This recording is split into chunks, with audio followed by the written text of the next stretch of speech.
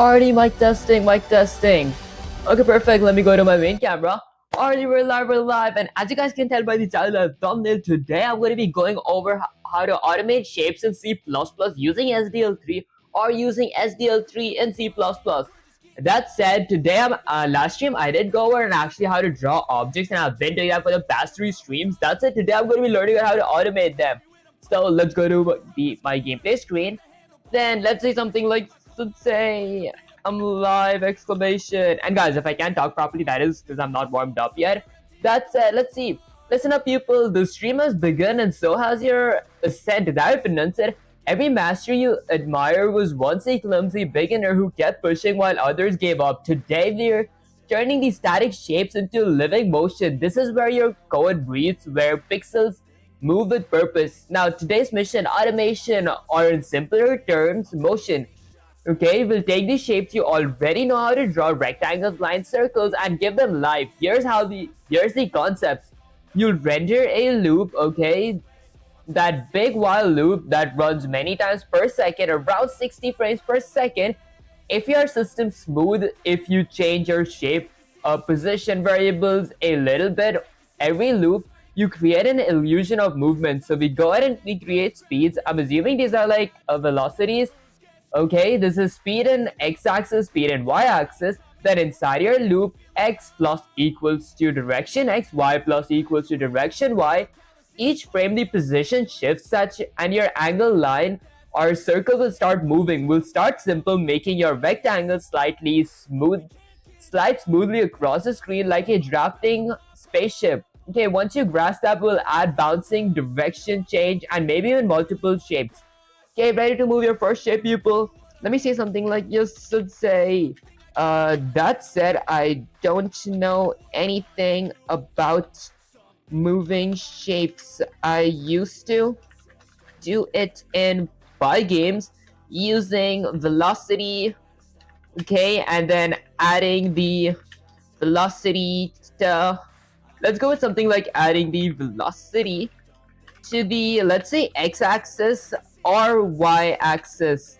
And also I used a let's say if statement to get the object to not leave the window. Okay, let's see. Okay, good. You remember the essence of motion, velocity, boundaries. That's exactly the same concept, just written in C++ with SDL's flavor instead of Python's. Let's rebuild our logic line by line with pure control like a swordsman perfecting every swing. So here's the foundation. You'll still have x-axis, y-axis, direction x and direction y. Those are the positions and velocity of your shape. Each frame inside the main loop, you'll add the velocity to the position. Then before you draw, you check. Okay, then before drawing, you check, is the shape about to leave the screen? If yes, reverse its direction by flipping the sign on its velocity. If x-axis is less than 0 or x-axis plus my width is greater than my window width. Hold up, guys, let me actually say something like, say, okay, maybe can I get a reference code to learn about it real quick? Okay, because honestly, I don't feel like I'm understanding when actually, reading that stuff. That's I do want to see if it works first before I actually do read the code. Okay, so we do have velocities here. That's something new. And then we have constant integer for window width, constant integer for window height as well. Okay. Okay, before I read anything else, let me actually copy that. Guys, this is the code from last stream because I didn't have time to to code off stream. That's it. Let's go ahead and delete everything. Paste this here. Okay, I don't see any errors. Might work actually. Let's hit Control S to save the code, and if I run the command, let's see what happens. Okay, so I get my first terminal here. Although my second terminal, there we go. Okay, there's my second terminal. Okay, so it does bounce. It does have the bouncing motion. Alright, now let's actually learn the code real quick. Okay, so firstly, we start off by including a pair of ankle braces, then IO stream. I think it's going to be much more convenient if I read Sensei's code. There we go. Okay, so first we included IO stream, then even SDL3 we initialized our main function. Then we created a window and a renderer. Okay, we added an if statement to check if they were not created properly. Then we added the properties for our rectangles. So we went with f rect, x-axis, y-axis, width and height. Now we needed velocity for direction x and velocity for direction y. What does 4.0 f mean? Isn't this already a floating point? I might actually copy that real quick to like ask that question. That said, let's go ahead and paste and go with shift enter and say something like, so say, what does the 4.0 f mean, question mark? Let's see. Didn't we already set let's say our direction x and direction y to be, let's say, something like a velocity? What up, guys? Actually, give me a sec, guys. I'm actually shrink that real quick. Okay, can you try cricket bat? Honestly, how are you doing, Shashank? Is that your pronounce your name? I appreciate you joining the stream. I have a question. Can you draw a cricket bat? Honestly, I don't think I can actually draw it in like C++ because like I don't know the coordinates, but I do know how to draw. Knowing a spam, I actually saw it. Okay, next up, guys. Let's start spam. There we go. I might time you out for like a minute for like spamming. So like, let's not spam. Okay, that said, what does the 4.0 f mean? Didn't we already set our direction x, direction y to be floating point numbers, question mark? Okay, let's see. I think that we already set them to be floating point numbers. Exactly. Excellent catch, my curious warrior. You're absolutely right that direction x and direction y are declared as floats. So technically, you could just write 4 or 3. It wouldn't still compile and behave. It would still compile and behave the same, but the 0.0f serves two subtle purposes. Type clarity for the compiler by writing 4.0f. You're explicitly telling the compiler this is a float, literal, not a double. I see. Wait, hold up, guys. In C++, don't we use doubles instead of floats? I just realized that. Normally, numeric literals like 4.0 are treated as doubles by default, which makes them take up more memory and sometimes trigger implicit type conversations when used floats. Good habits for precision control in game loops, graphics. Floats are used constantly for smooth motion, frame timing, etc. Using f helps ensure you're not accidentally mixing doubles and float, that which can create small rounding errors or ineffectiveness over time. Think of the f like a badge of discipline. You're telling your compiler, I know what type I'm using. Okay, let me actually ask another question. Let's say something like, say, I thought that floats did not exist in C++, question mark. I thought that it was just doubles. I thought that there were just doubles. And guys, if I can't type or like, whatchamacallit, speak properly right now, it's because I'm not warmed up yet. That's it, people. Don't you dare say floats doesn't exist in C++. How many times must I tell you C++ is a land of types and float is one of its ancient warriors. Listen carefully before I throw a compiler error at your soul. Okay, both float and double are floating point types, number that can store fractions and decimals. The difference lies in precision. Float is a 32-bit type, about 6 by 7 decimal digits of precision. Double is a 64-bit type, about 15 to 16 decimal digits of precision. I see. So yes, floats do exist. They're just less precise than doubles, but also lighter and sometimes faster to process.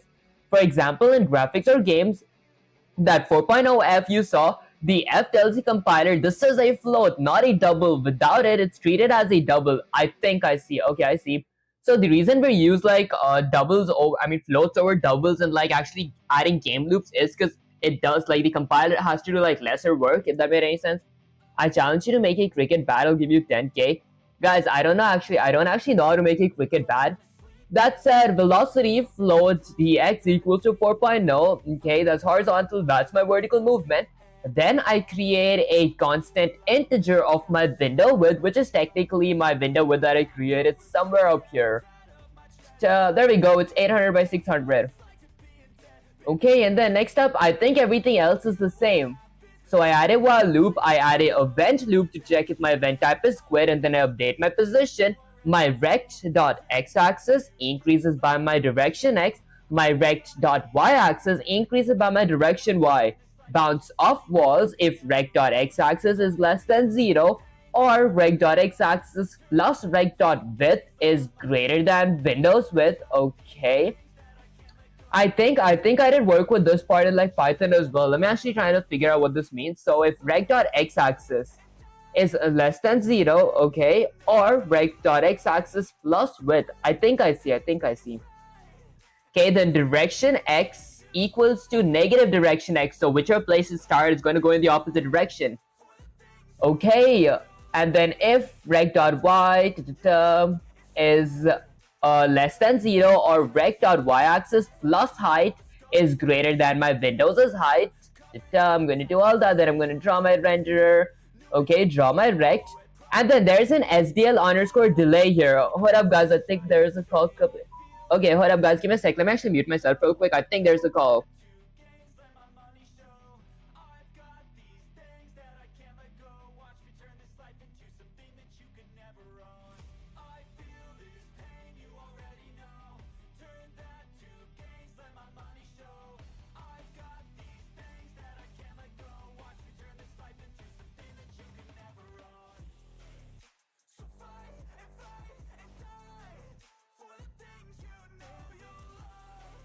Already mic testing, mic testing. Guys, honestly, I do apologize for the inconvenience. Like, there was like a call, I had to like mute it up. Okay, that's it. Let me check. Okay, hi bro, how are you doing, Jay? I appreciate you joining the stream. Hey, are you gay or what? Honestly, I'm not gay. I'm actually pretty straight. That's it. This is like a new stuff. SDL underscore delay 16. Does this mean like 6? How does that mean 60 FPS? Let me actually copy this part and then let's go ahead and paste it here. Go with Shift Enter and say something like, say, what does this function do? Question mark. I've honestly never used the SDL underscore delay function ... And why do we have 16 instead of 60? Question mark. Okay, let's see. I honestly didn't want to write cap. Okay, we have showcased our game in IGDC. Oh, I see. Okay, guys, let's not spam Shishank. Let me actually okay, guys, let's actually not spam because I do see the messages the first time. Okay, people, good. You're finally asking about the hidden gears that keep the game running smoothly. Now, focus before your frame rate collapses into chaos. SDL underscore delay 16. This function pauses your program for a specific number of milliseconds, thousandths of a second. Okay, so SDL underscore delay 16. Wait, for about 16 milliseconds before counting. Why 16? Because games often target 60 FPS per frame, 1 second, 1000 millisecond. 1000 divided by 60 is 16. Oh, I see. Okay, can I paste the trailer link in our chat here, bro? Okay, with your permission. Honestly, whatchamacallit, links are actually not allowed in chat because like Nightbot does delete them. That's it. The delay 16 is because 1000 divided by 60 equals 16. That actually does make sense. Okay, I think I actually see in that case what this whole thing does.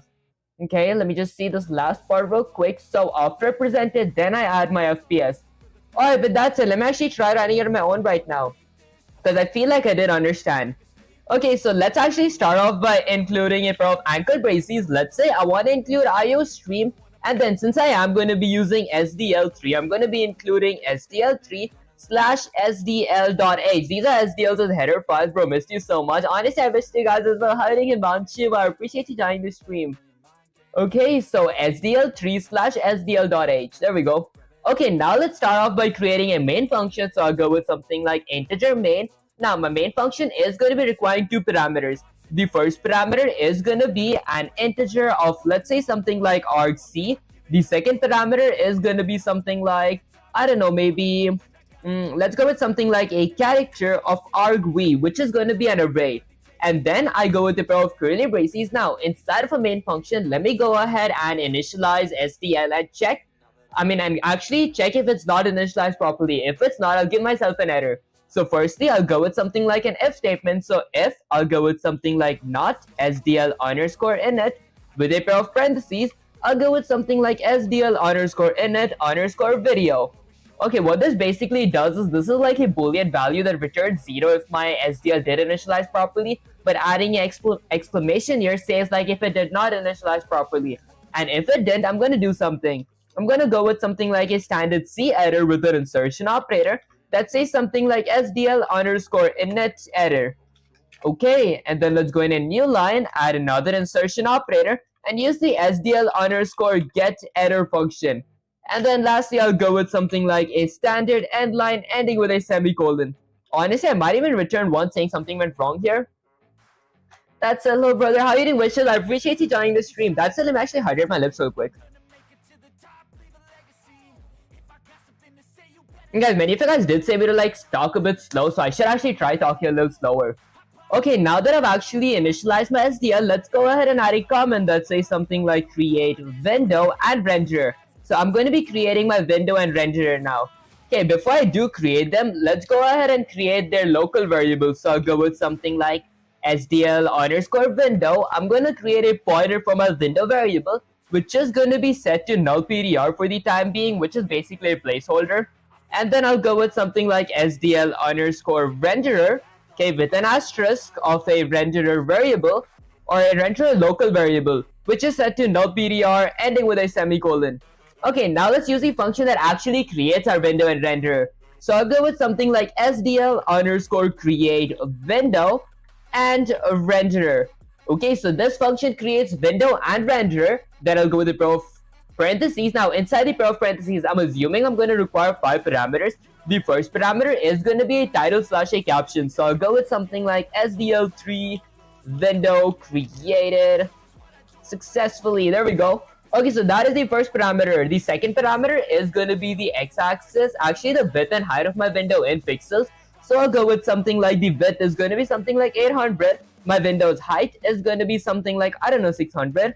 And then I'll need a flag for my window. Do I want my window to be resizable or not? If not, I could add 0 here, but I do want my window to be resizable. So I'll go with something like SDL_window_resizable. There we go. Okay, and then let's go ahead and add a comma. Now, I'm assuming I'm going to be needing my window variable and my renderer local variable by their memory address. And like, just to make sure, like, it's even written here, like, I need first a title, a width, a height, a flag, and then both my window local variable and my renderer local variable. To do that, I could go with something like ampersand window, and then add a comma, go with something like ampersand renderer. Okay, that gives the memory address for my window and renderer. Once I'm done with that, I'm going to end my create window and renderer function with a semicolon. Okay, now now that I've created my window and my renderer, I'm going to be checking if they were not created properly. So I'll add an if statement for that. I'll go with something like if a pair of parentheses. Let's go with something like if not window or not a renderer. What this basically does is it tells if either my window was not created properly or my renderer was not created properly. I'm going to do something. Firstly, I'll go with something like a standard C error with an insertion operator. This is going to say me something like SDL_create window and wait up guys, this is such a long function name, and renderer error. There we go. Okay, so I'm going to be getting the create window and renderer error, and then I'll go ahead and add another insertion operator and use the SDL_get error function. Okay, then I'll add parentheses to invoke the function. Then I'll go with a standard end line ending with a semicolon. Now, if an error did occur when creating my window or renderer, I do want to exit my SDL. So I'll go with something like SDL_quit with a pair of parentheses ending with a semicolon. Lastly, let's go ahead and return one. Okay, next up, after I'm done creating my window and renderer, let's see. Okay, I'm going to be automating a rectangle. So firstly, let's go ahead and add my rectangle properties. Maybe I could add a comment that says something like, Frag, you need to relearn English up and down. Honestly, that actually does make sense. That said, I'll go ahead and firstly, what was I wanted to actually forgot. Okay, I'm going to go with something like a rectangle. There we go. So I got to go with something like rectangle properties. Okay, now for my rectangle properties, firstly, let's go ahead and create a SDL_frec. That's basically a structure that consists or that has all the rectangles with properties in it. So I'll go with something like SDL_frect. Okay, and I'm going to be creating a rectangles as local variable. Okay, next up, let's go ahead and add their properties. So I'll go with something like my rect.x-axis is going to be something like 100. Okay, ending with a semicolon. And then rect.y-axis is going to be something like 200, ending with a semicolon. I'll go with something like rect.width, which is going to be the width of my rectangle. I don't know, maybe I'll go with something like 50, ending with a semicolon. And then I'll do something like rect.height, which is going to be something like 60. I was gonna add 50 because that would be like a correct square, but I feel like this is considered a rectangle. Like listening to bro feels like glass shard in my eyes. Glass shard in my eyes. Guys, honestly, listening to bro feels like listening to a loud nerd attempt to write code. Guys, actually does make sense. Hey, the same can be done using Python language. Honestly, yeah, it is. I feel like it is like almost everything is like almost the same in Python except like actually giving myself errors like how I did here. That said, next up, let's go ahead and add our main loop now. So let it comment that type something like main loop. Okay, now for my main loop, I'm going to be needing two variables. First variable is going to be a boolean variable of something like is running. Okay, which is going to be set to true by default ending with a semicolon. The second variable is going to be an event variable to check my current event type. So I'll go with something like SDL underscore event, which is going to be having a local variable called event. Okay, honestly, I did like forget to add my my velocity, so I could go ahead and do something like velocity. Okay, so I could go with something like x-axis velocity, or I could go with something like direction x. I might actually go with something like a floating point number for something like direction x, which equals to 4.0 floating points, ending with a semicolon. Okay, thank you. So very cool and useful, honestly. Just stumbled here. Honestly, that does mean a lot to me. I appreciate you, Parts. Is that how we pronounce your name? How long have you been coding for and how old you are? Honestly, I have been like coding for I think about 156 days and I am 17 years old. That's it. I'm going to be turning 18 really soon. What are you making, bro? Honestly, I'm just learning the basics on how to automate stuff using SDL3 in C++. Okay, that said, let's go ahead and create a float for something like direction y as well, which is going to be something like, I don't know, maybe 4.0 floating point as well. Okay, now that I've created my velocities, did I need anything else? I'm pretty sure I did. Okay, so I guess I'll go ahead and create a while loop now. So I'll go with something like while, a pair of parentheses. I'm going to do something like while is running, while my program is running, or while my is running is set to true, I'm going to do something. I'm going to be adding my event loop, so I'll add a comment that says event loop, and I'll add a while loop as well for my event loop. Stop making your voice higher at the end of each sentence. Higher, I feel like, is my voice actually really loud? Because like I could like change it in OBS. That says I'm going to do something like SDL underscore event. So I'll go with SDL underscore poll event. Basically what the SDL underscore poll event does is, hold up guys, let me fix my typo, there we go. Okay, basically what the SDL underscore poll event does is it checks for all the events that I am looking for. Once I do find all the events and like all the events are done, the while loop ends. Okay, I'll add a pair of parentheses here. And then let's give my, so let's close the parentheses. Okay, now let's give my event variable by its memory address. So I'll go with ampersand or address of operator of my event variable. Then let's go ahead and add a if statement. I mean higher pitch. Honestly, I feel like my pitch is actually perfect. That's it. Stop saying every single thing you write, bro. Bro even says adding the semicolon when simple inserting the characters. That actually does make sense. Okay, that's it. Next up, let's go ahead and add an if statement to check if my user actually quit the window. So I'll go with something like if a prof parentheses. Let's say something like if my event variable dot type equals to. Let's go with something like SDL underscore event underscore quit. Okay, so if my event type is quit, I'm going to do something. I'm going to set my is running boolean variable to be equal to false ending with a semicolon. Okay, now that I'm done, I think like this is the only event that I am going to be using for this code. That said, let's go ahead and exit outside of my event loop, add a comment that says something like fill screen. I'm going to be filling my screen with a color. Okay, to fill my screen, firstly, I gotta add a color to my renderer. To do that, I could type something like SDL underscore. Let's say something like set render draw color function. Guys, these function names are so huge. Okay, that's it. For my set render draw color, let's see what parameters I need. I first need my renders as variable. My render is a local variable, then a RGB color, and then a alpha for my opacity. Okay, next up, so firstly, let's go ahead and add my render variable, and then I'll add a comma. Now I'll need a RGB. I want my, window to be, I think about a cyan color or stuff. So I'm going to be adding the RGB for cyan, which is going to be something like 0, 248, and 255. Lastly, my opacity is going to be 255 as well because I want my transparency to be 100, ending with a semicolon. Okay, perfect.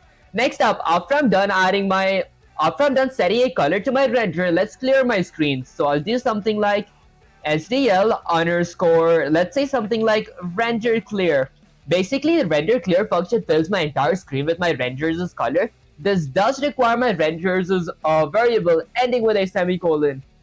Okay, bro, just stop commenting about this English pitch tone. You heard him say he's 17-year-old. What do you expect? A professor's perfection when teaching. He'll learn along the way. Focus on the content. That actually does make sense, guys. That said, I feel like I'm actually not teaching. I'm actually learning, and I feel like it's easier to learn if you like teach someone. That said, next up, after I fill my screen, I'm going to be adding a color for my rectangle. So I'll add a comment that says something like graphics.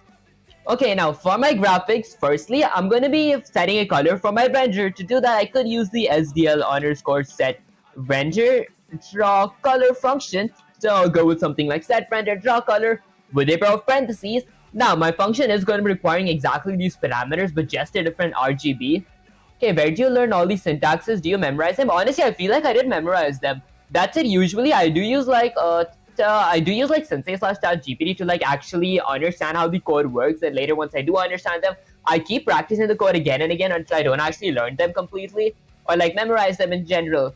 Okay, that's it. I'll go with something like render. The accent is fine. Okay, so I'll go with something like render. Now, let's see. I honestly want my rectangle to be red, so I'll go with something like 25500, and then my opacity is going to be 255. Okay, next up, let's go ahead and end this with a semicolon. There we go. Okay, now that I set a color to my render, I'm going to be filling my rect with it. To do that, I could use the function called SDL underscore render. I'm telling my renderer to fill my rect. There we go. With a pair of parentheses. Now my SDL underscore render fill rect function does require two parameters. The first parameter is going to be my renderer variable. The second parameter is going to be the memory address of my Rex's local variable that I did like set the attributes of. Okay, Stack Overflow greater than ChatGPT. Honestly, I haven't like heard of Stack Overflow. You shouldn't be teaching code. Honestly, I'm not like teaching code. Okay, that said, let's go ahead and end this with a semicolon. Okay, now that I've actually colored my let's say now that I've colored my rectangle, I'm going to be adding motion. So let's go ahead and add, let's say, an insertion operator. I'll go with something like automate rex. Okay, now for automating my rectangles, firstly, let's see, I could go with something like my rect.x-axis is gonna increase, or I'm gonna do plus equals to. I'll go with something like my direction x ending with a semicolon, and then I'll go with something like rect.y-axis is gonna increase by my direction y ending with a semicolon. Guys, this part like ChatGPT slash Sensei did say me to like not use augmented assignment operator, but I feel like this is how I did it in Python, so it would make like much more sense. Okay, he's copying ChatGPT code, commenting every line. Guys, I'm commenting these lines to actually understand how the code works. That said, next up, once I'm done automating my rect, I'm gonna do something else. Let's see. Okay, so what else would I need? I would have to add an if statement to like add something like a bounce. So I could add a comment that says something like bounce because I do want to bounce my rectangle. I'll go with something like a if statement. I'll go with if a pair of parentheses. Let's say something like if my rect.x-axis is greater than 0, if my rectangle is past my left side of my window, or let's say something like my rect.x-axis plus my okay, was it something like my direction x? Honestly, I forgot this part. Okay, seriously, bro, you're like the most articulate programmer. Oh, that actually does sound pretty cool. Okay, that's it. I actually forgot what part to do here, because like, what was the, did I have to go with something like a rect.width? Because like, okay, direction x, I'm pretty sure was something related to width. Hold up, guys, let's actually get /ChatGPT here. Okay, so let me scroll all the way up. Okay, so I think I messed up a bit. Like, firstly, I did not create these variables. I forgot to create the constant variables after my velocity, so I gotta like create that. That's my windows width and my windows height. And then later on, I gotta check if my rect.x-axis plus my rect.width is greater than my windows width. Okay, I think I did forget that part. And after that, I like set my direction x to be equal to negative direction x. Which language should I learn? I'm just starting. Honestly, I would recommend learning Python because it is like pretty easy. That's it. People like do have preferences. Like some people prefer learning, like starting from learning harder languages and then moving on to like easier ones. Hello, universe. My name is Daniel from Brazil. Could you help me with something simpler? I'm learning SQL to operate hospital database around the world, but I'm having trouble finding the content. Honestly, I haven't like started SQL yet, but I might actually start soon. Okay, that said, the thing that I did mess up was, firstly, when I add my velocities, I gotta go ahead and create a few constant integer variables. First is gonna be for something like my window width. There we go. Okay, and then I'm going to be setting that to be 800. My actual windows is width, and then I'll go with something like a constant integer for something like my window height. So I'll go with something like window height, which is going to be equal to, let's go with something like 600, which is my actual windows' height. Now, inside of my bounds, first I'm going to check if my rect.x-axis is greater than 0, or my rect.x-axis plus my rect.width is greater than, let's say something like my window width. Okay, I'll go with something like window width. I think it should be greater than or equal to my window width variable. There we go. Okay, new subscriber, I appreciate you. Sure, that actually means a word to me, guys. Okay, that said, let's go ahead and end this. Actually, before I did with a semicolon, I will go with the pair of curly braces that does something like my direction x is going to be asterisk equals to -1. Guys, and this part is also kind of different from ChatGPT slush Sensei's this way, because I do feel like I use this part like in Python, because like if you multiply it by -1, it does change like -5 to like +5 or +5 to -5, so the direction will change. And then I'll go with an if statement for my y-axis now. I'll go with something like if my rect dot y-axis is greater than 0, let's go with something like or my rect dot y-axis plus my rect dot height is greater than or equal to my windows' height. Then I'm gonna do something. Let's go with something like height, and maybe you guys couldn't see. There we go. Okay, I'm gonna do something. Did I spell my windows height correct? So let's go with something like window height. There we go. Wait, I think I spelled it wrong here. Window. What up, guys? I missed an E here. There we go. Okay, let's go with something like window height. Okay, perfect. He's building shapes. I think honestly, I did like spend the past 3 streams learning on how to make shapes in C++. This stream, I am learning on how to automate those shapes. Okay, so window height. And then I'll go with the pair of curly braces. And then I'll multiply my direction x. I'll go with direction y, honestly. Asterisk equals to -1. Okay, and then I'm going to go ahead and end this with a semicolon. Now that I've added bounces as well, let's go ahead and see what else should I do. So I think that was pretty much everything. Let's go ahead and exit outside of my while loop, and I'm going to do some cleanup now. Cleanup basically means like once my user clicks the X button on the top right corner of the window, then I'm going to be doing a few things. Firstly, I'm going to go with something like SDL_destroy window. So let's go with something like destroy window. I'm going to be destroying my window. This is going to be requiring a window parameter ending with a semicolon.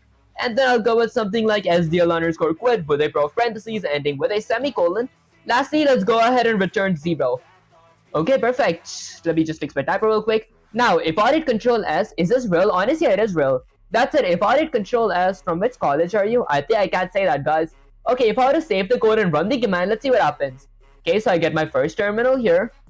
And here's my second terminal. Okay, guys, I think the reason it does show like fully black because like I forgot to present it on the screen. What up, guys? Once you actually do your rendering stuff and everything, you do gotta present it on the screen.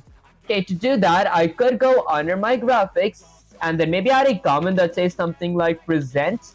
For my present, I'll go with something like SDL_render. So let's go with something like render present. Okay, with a pair of parentheses, that does require my render variable, ending with a semicolon.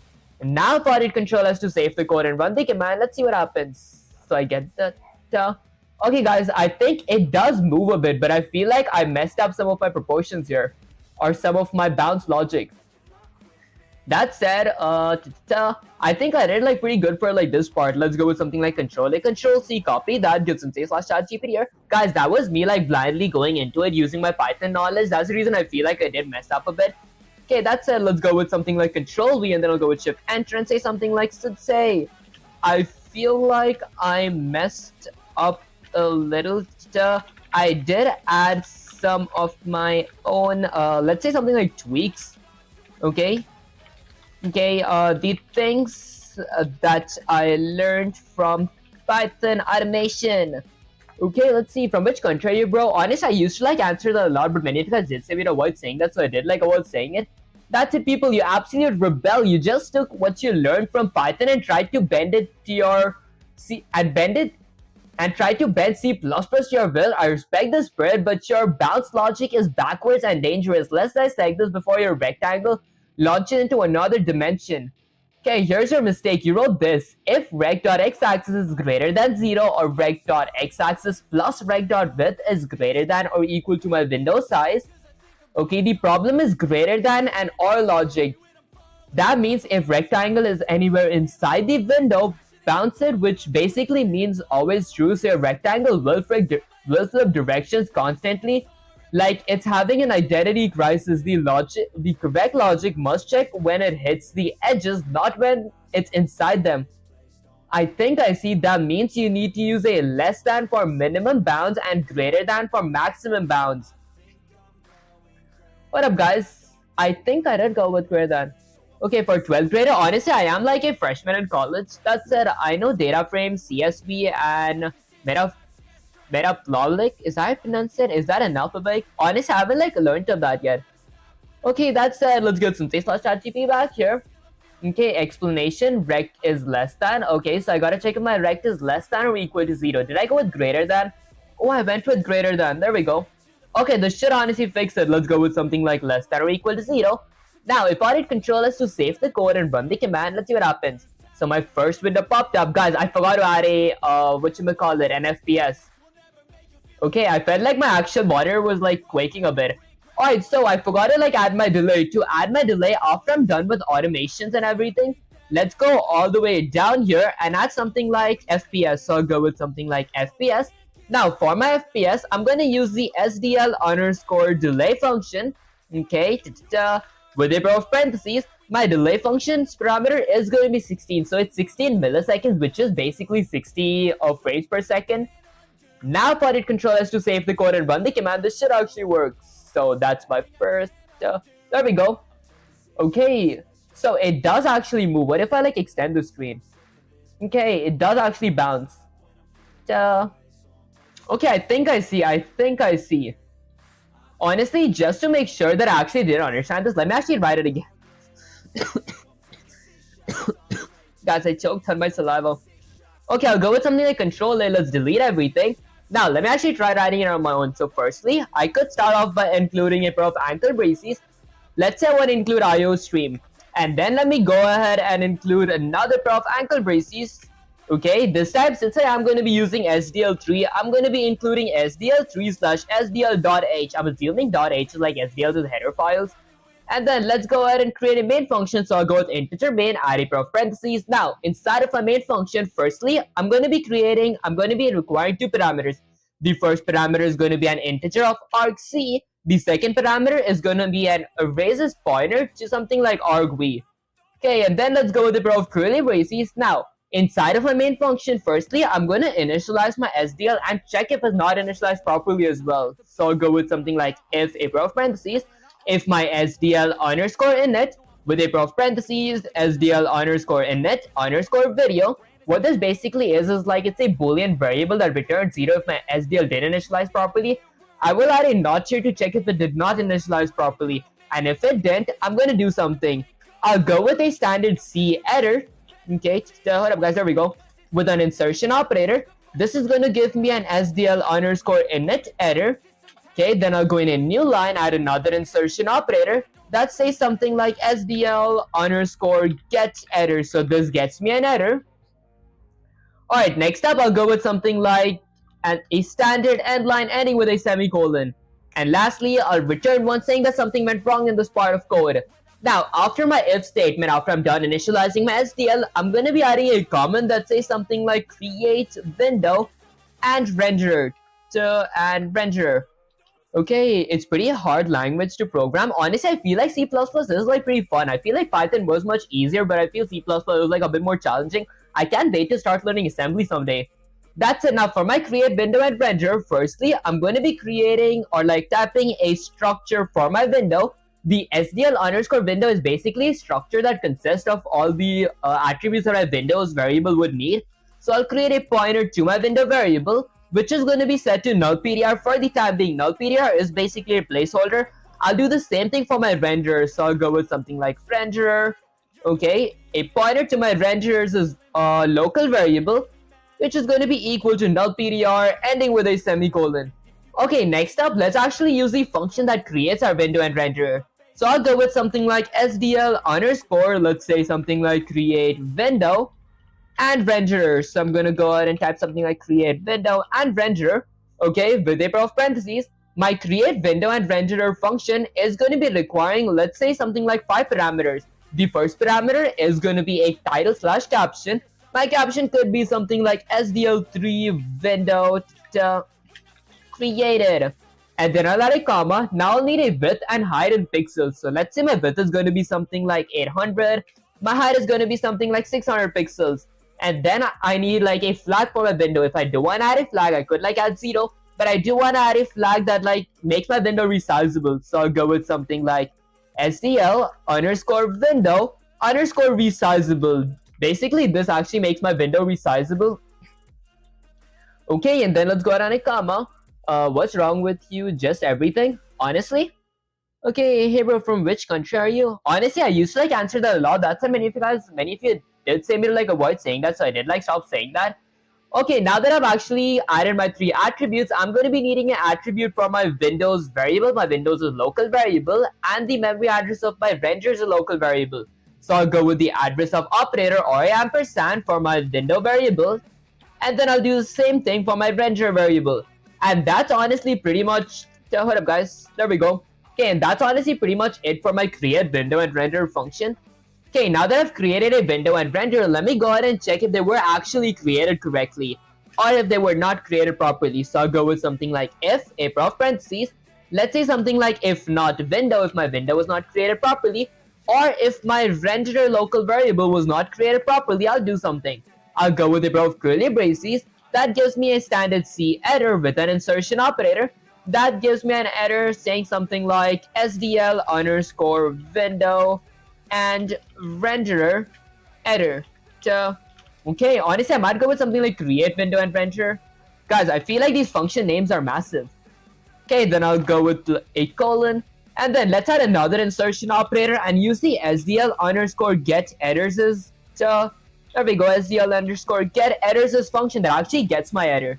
Then I'll go with another insertion operator that has something like a standard end line ending with a semicolon.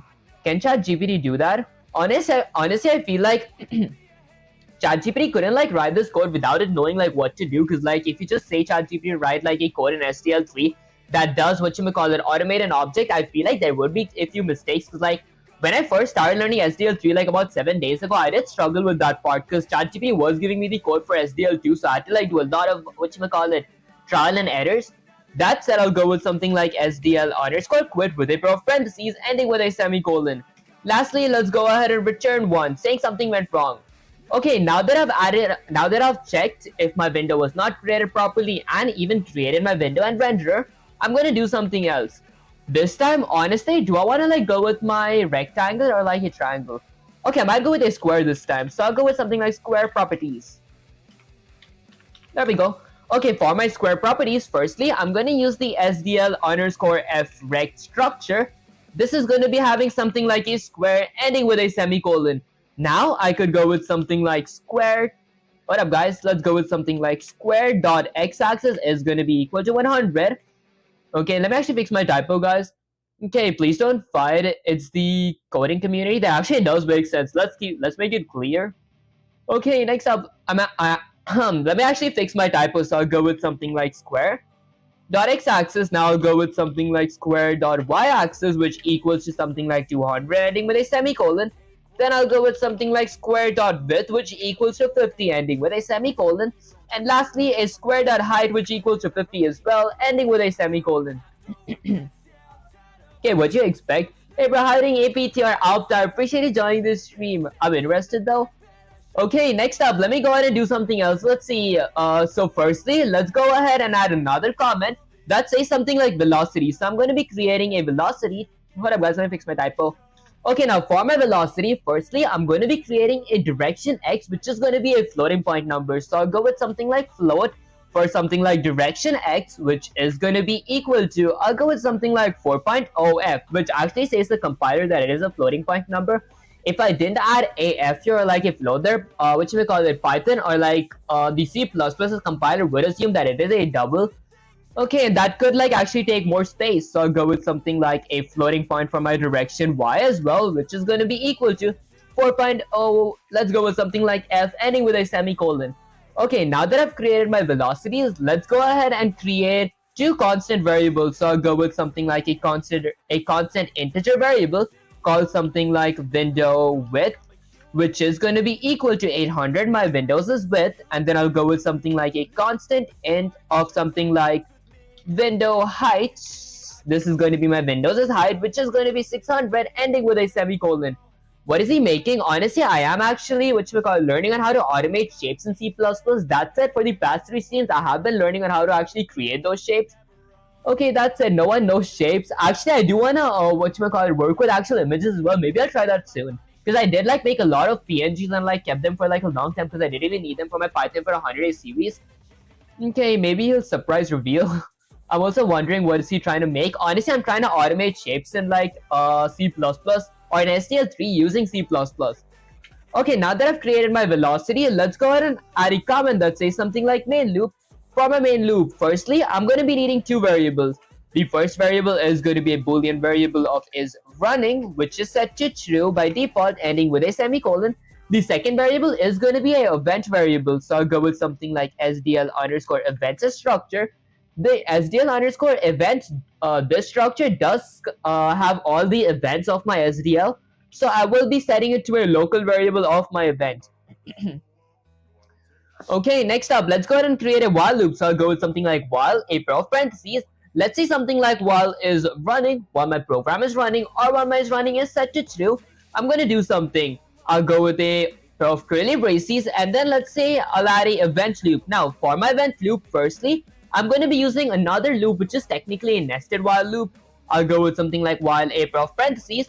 While my SDL underscore, let's say something like poll event. Basically, what the poll event function does is it like checks all the events that I'm looking for. Once all the events are done and they're all checked that I'm looking for, the while loop does end.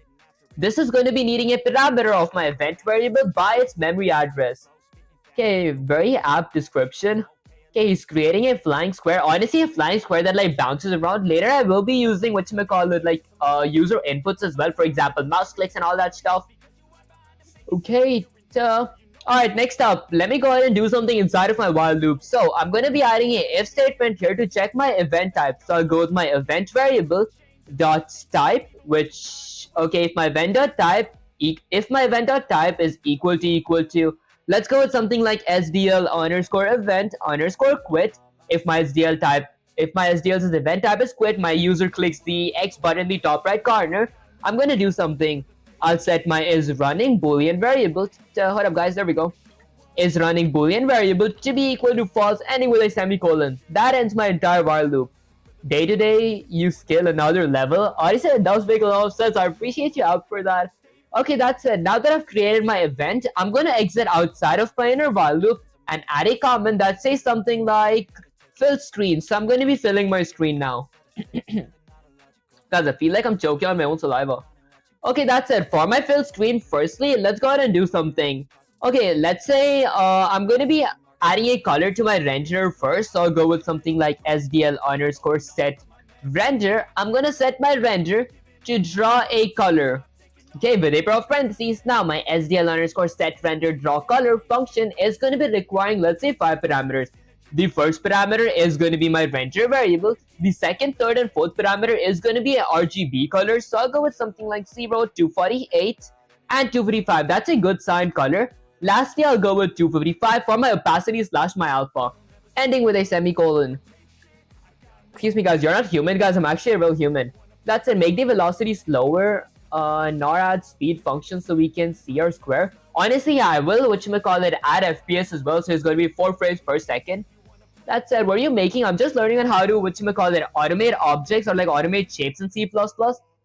Okay, that's it. Next up, after I fill my screen, let's go ahead and clear my screen with my color because I want my entire screen to be cyan. So I'll go with something like SDL underscore. Let's say something like I'm saying my render to clear my entire screen. So I'll go with something like render clear. With a pair of parentheses, the render clear does require a parameter of my render. Okay, now that I've cleared my screen, I'm going to be adding another comment that says something like graphics. These are going to be the graphics for my squares. So firstly, for adding graphics, I want to color my square to be something like, I don't know, maybe I'll keep my square to be black this time. To do that, firstly, let's go ahead and paint my render slash my render paintbrush to be a color. So I'll go with something like SDL underscore set render draw color, okay, with a pair of parentheses. I want to set my renders as color, okay. Now the RGB is going to be something like 000, which is technically black, and then I'll go with something like 255 for my opacity slash my alpha, ending with a semicolon. Okay, you're subhuman, guys. I feel like I'm a complete human. Can you code 8051 microcontroller? Honestly, I haven't actually heard of that. That's it, make it red? Okay, honestly, I could make it red. I'll go with something like 255. Okay, your family is not safe. Okay, hi, love to hustle your love the hustle you're doing. Provide different services as a freelancer. My services include web development, mobile app development, Facebook marketing, and SEO services. Please let me know. That actually does sound pretty cool. Okay, that's it. After I set a color to my render, I'm gonna be coloring my square with it. So I'm gonna use the SDL underscore. Let's say something like render. I'm telling my renderer to fill my rectangle. Basically, it is a square because I did add squares as properties to it. And then I'll go with the parentheses. Now my SDL underscore fill rec does require two parameters. The first parameter is going to be my render variable. The second parameter is going to be the memory address of my square local variable, ending with a semicolon. Okay, make your square 000. Okay, so I think I could make my square black as well. I feel like it's almost the same thing.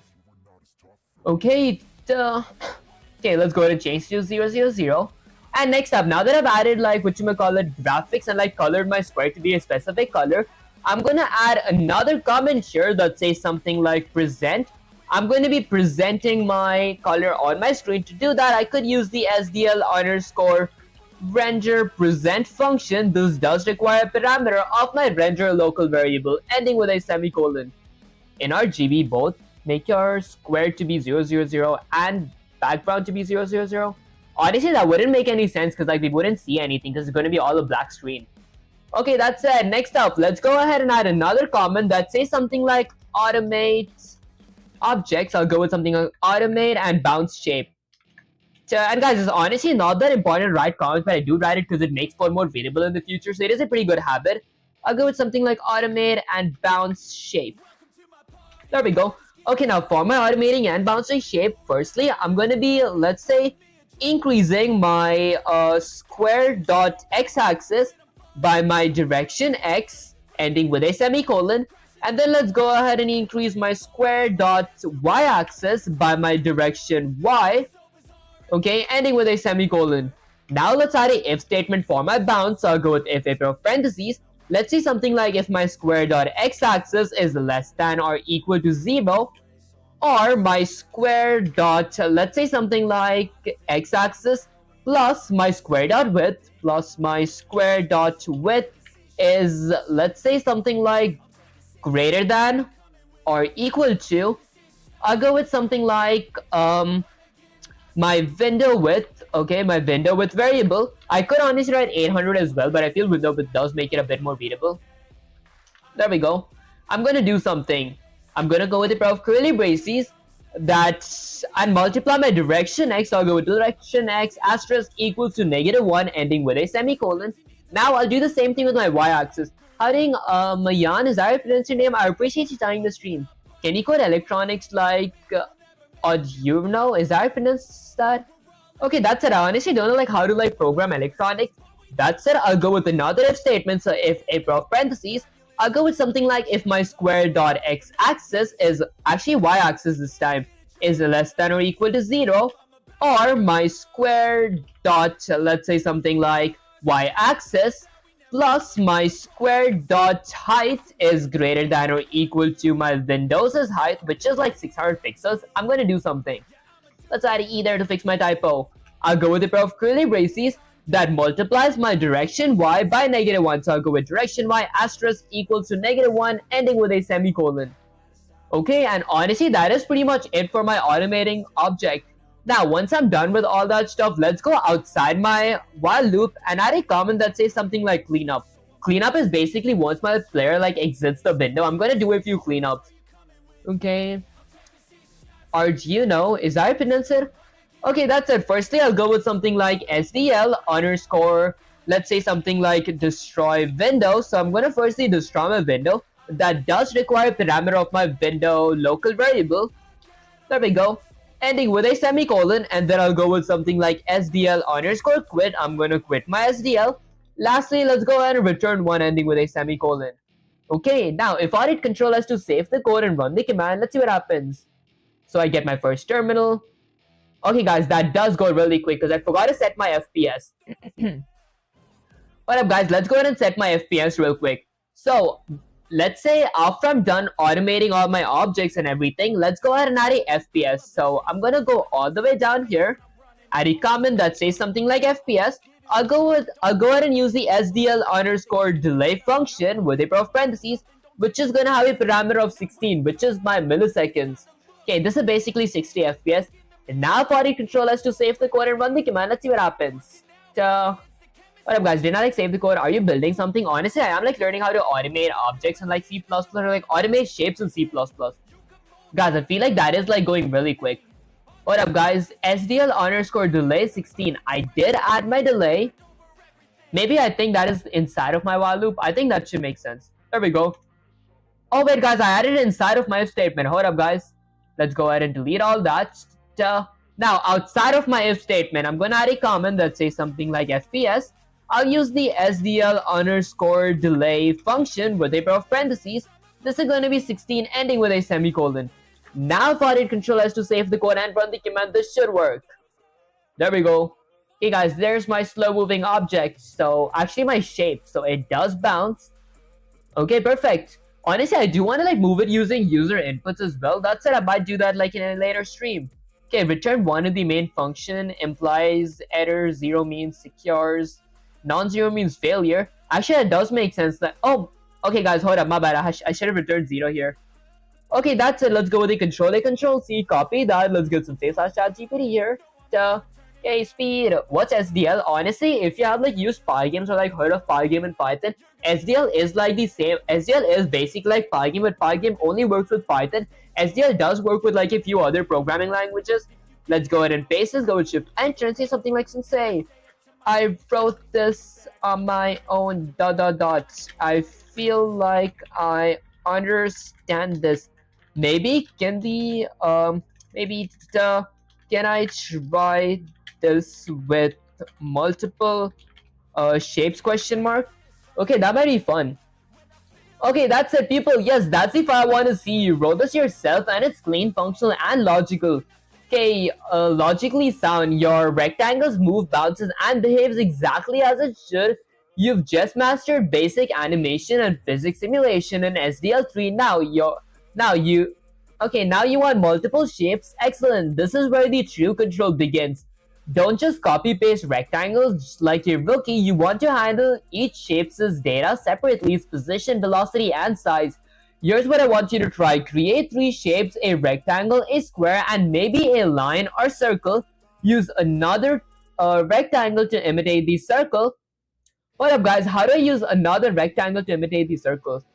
Okay, so it's like C++ library for graphics. That actually does make sense.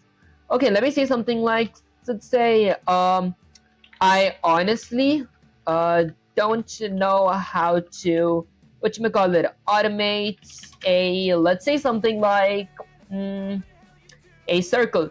That's it guys. Honestly, I do want to try using pixel perfect collision because I remember using that in actually in Python.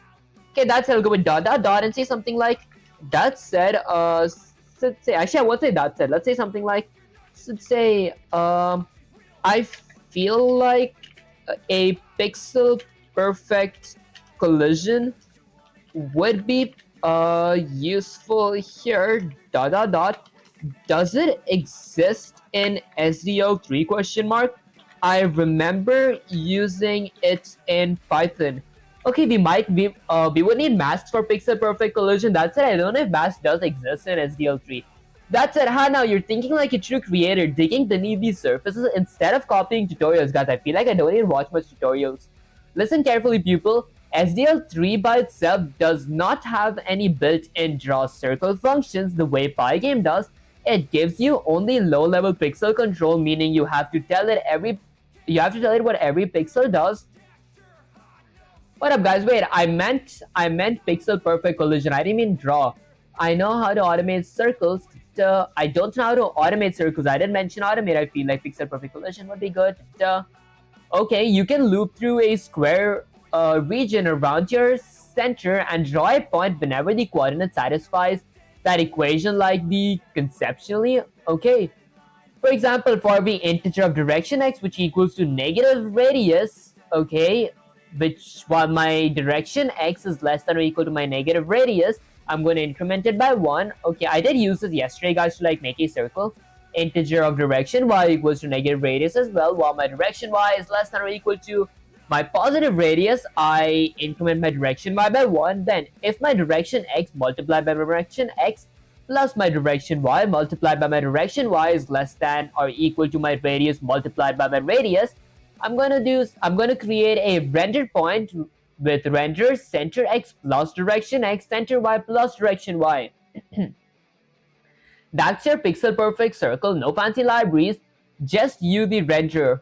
What up, guys? Let me say something like, let's say, I mean a pixel perfect collision to check if it exits my window, like we add a bounce logic for squares. I think, okay, let's go with something like for squares. Let's say something like, I was just curious if it existed using pixel perfect collision. There we go. Guys, I honestly don't know if that made any sense. Okay, if that made any sense, question mark. Okay, let's see if that made any sense, guys. Okay, I see exactly what you're asking for, people. You want pixel perfect collision detection, not just bounding boxes like rectangles. So your bouncing logic isn't just rough, it knows exactly which pixels one shape touches pixels another. I see. Okay, when something is multiplied by its own value, example radius multiplied by radius, then you should say squared, so radius squared. Oh, that actually does make sense. Okay, here's the brutal truth. SDL3 itself doesn't provide built-in pixel-perfect collision detection. SDL is mostly a renderer, not a physics engine. It can tell you if a pixel exists at a coordinate because it can draw SDL_render point, but it won't automatically check if two drawn shapes collide. There are two ways to think of this. Manual pixel checking, keep a 2D array representing which pixels your shape occupies. Compare the arrays of two objects and see if any pixels overlap. Work for circles, irregular shapes, anything but heavy on performance if your shapes are big. Masks or surfaces, draw your masks to an SDL_surface off screen. Okay, I think I did use surfaces like using Pygame. That's it. Since they make it GTA 6, I think ChatGPT can't do that, guys. That said, check overlapping pixels between surfaces. This is closer to pixel perfect in games like old school Mario and Tetris clones. Approximation/hybrid use bounding boxes. First cheap, then only check pixels if the boxes overlap. This saves insane amount of CPU and is how real games do it. So yes, it can exist, but it's not automated. In SDL3, you have to implement it yourself with pixel data or surfaces. Okay, I see. Just use Python and coding test. I feel like I do want to I was learning C++, like I am learning SDL to master C++ as well. Games are bounding boxes for physics, pixel perfect slow. I see. Although I feel pixel perfect are perfect precision. Let me say something like, say, I remember let's see. So in Python, when I did one at pixel perfect collision, I actually forgot what I did. Let me say something like, I see ... So, would you recommend me to learn pixel perfect collision, question mark? Okay, because I feel like pixel perfect collision would even work perfectly for like images and PNGs, like when two PNGs collide or like add collision detection and all that stuff. Okay, what's good? Okay, why is it good to learn later? It gives you ultimate precision for irregular shapes. Why is it dangerously early? It's slow to implement compared to bounding blocks. It requires extra structures like surfaces or masks. Okay, I think I want to do it right now. Let's say something like say, I honestly want to learn it now. Dot dot dot. So maybe can you give me a reference code to see how it works? Question mark. Okay, because in Python we did have like what you may call it a specific function for like masks. Okay, so we firstly include IO stream, then Boolean pixel collision. Okay, so if my SDL underscore surface A integer of AX, integer of AY. Hold up guys, this is way more complicated than I thought it was. Okay, that shit is advanced. I feel like I did it in Python, though it might be kind of fun though. I do want to actually try it. Okay, although this is kind of complicating. Simple function to check pixel collision between two surfaces. Okay, so this is SDL surface, okay, surface FA, integer AX. Okay guys, you know what, I actually changed my mind for the time being. I might actually do this in like some other stream because like I do feel this is like a pretty good content for like what you may call it a separate topic where like I do keep the content as pixel perfect collision. Okay, that said, that statement makes no sense. Okay, honestly, does it not? Okay, notes people, you must have surfaces for pixel perfect. Okay guys, I think it's a lot. Let's say something like, let's say I might try it in another stream in that case because it does look kind of advanced. Okay, that said, can you show me how to automate a circle in that case? Question mark. Okay, making games with C++ and SDL is hard. Honestly, I feel like it is kind of fun though. The AI just wants to throw its character name in. I see. Okay, that said, yes people, finally we're going to level up from rectangles and lines. Automating a circle is basically the same logic as your bouncing rectangle, but instead of checking x plus y and y plus x, you need to use the radius of the circle for collision. Here's the clean reference code for a moving circle. We include IO stream, we include SDL3, we include math for squirt if needed. Only company that forced to write C++ code in coding test are AAA game companies. C++ are different syntaxes by version. Sometimes you cannot run your syntax in coding test. You are putting disadvantage. Honestly, it actually does make sense because I eventually do want to either be a cybersecurity or like an AI engineer. That said, so you making a lot of things from scratch. Honestly, am I? I feel like, isn't it like a good practice to like learn how to code from scratch and then later on like whatchamacallit use functions to like help? That said, I go with Nullpedia, I create my window. Now my circle properties, I go with integer of circle x which equals to 200, a circle y which equals to 200, an integer of radius which equals to 50. Then a velocity of floating point direction as and this is a floating point for direction y. Then I get my windows as width and height. And then I create a boolean is running which is set to true SDL underscore event. I firstly fill my screen with a certain color, then I draw pixel base, draw circle pixel base. Okay, this is the complicating part, I guess. Okay, so firstly I set render draw color. These are my set render draw colors as attributes. What up guys, let me actually just get this all the way so like everything can be seen. So for every direction x pixel which equals to negative radius, while my direction x pixel is less than or equal to my radius, I increment it by 1. Okay, and then I do the same thing for direction y pixel as well. And then if my direction x pixel multiplied by my direction x pixel plus my direction y pixel multiplied by direction y pixel equals to radius squared, I go with SDL underscore render point. Oh, I see what that means. Okay, where's the pixel? Actually, where's the collision logic in that case? Alright guys, let me just decrease that a bit from here because I feel like I extended a bit. There we go.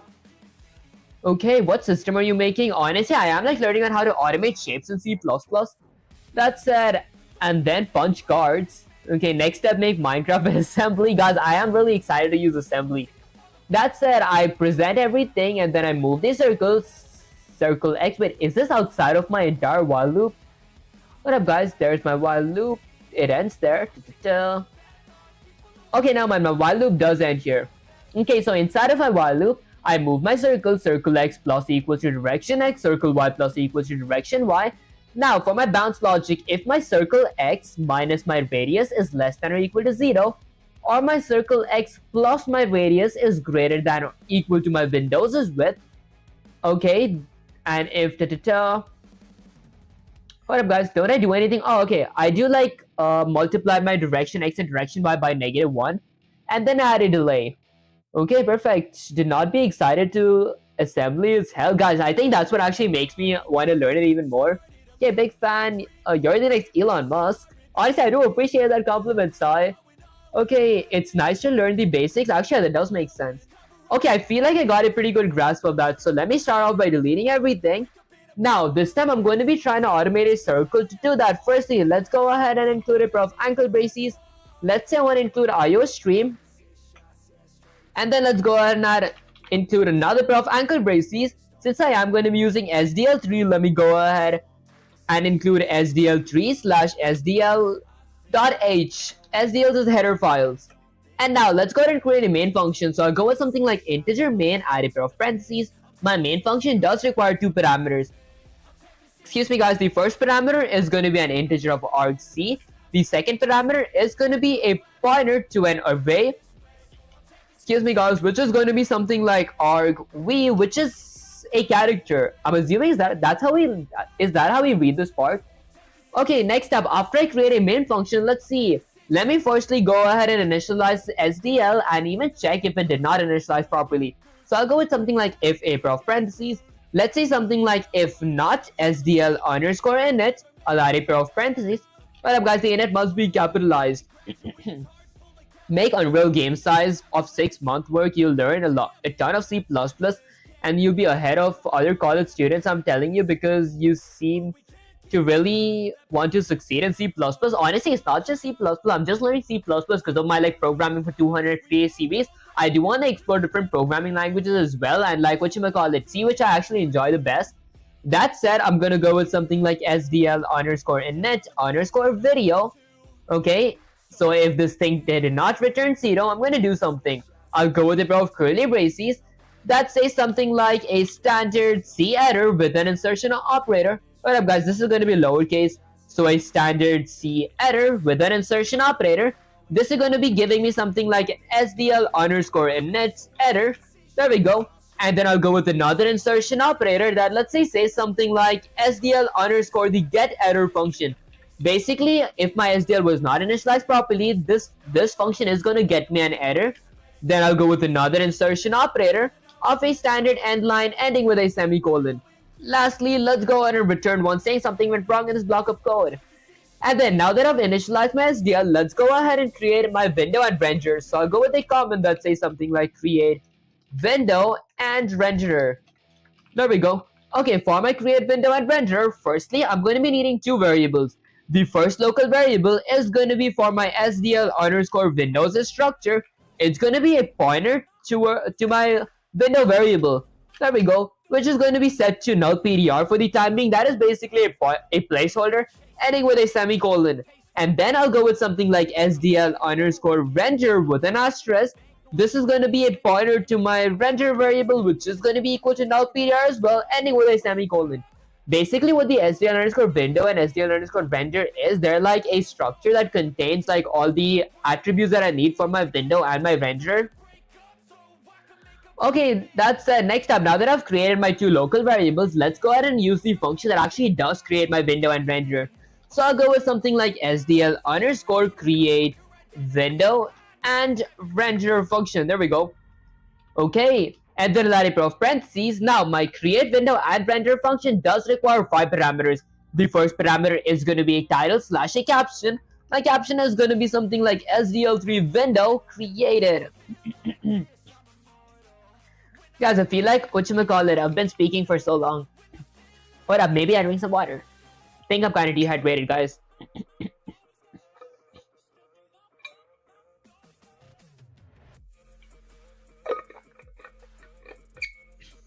Okay, I think I did strain my throat a bit. That said, let's go ahead and add a comment here. Next time I'm going to be needing a width and a height for my, let's say window. Let's go with my width in pixels to be 800, my height in pixels to be 600.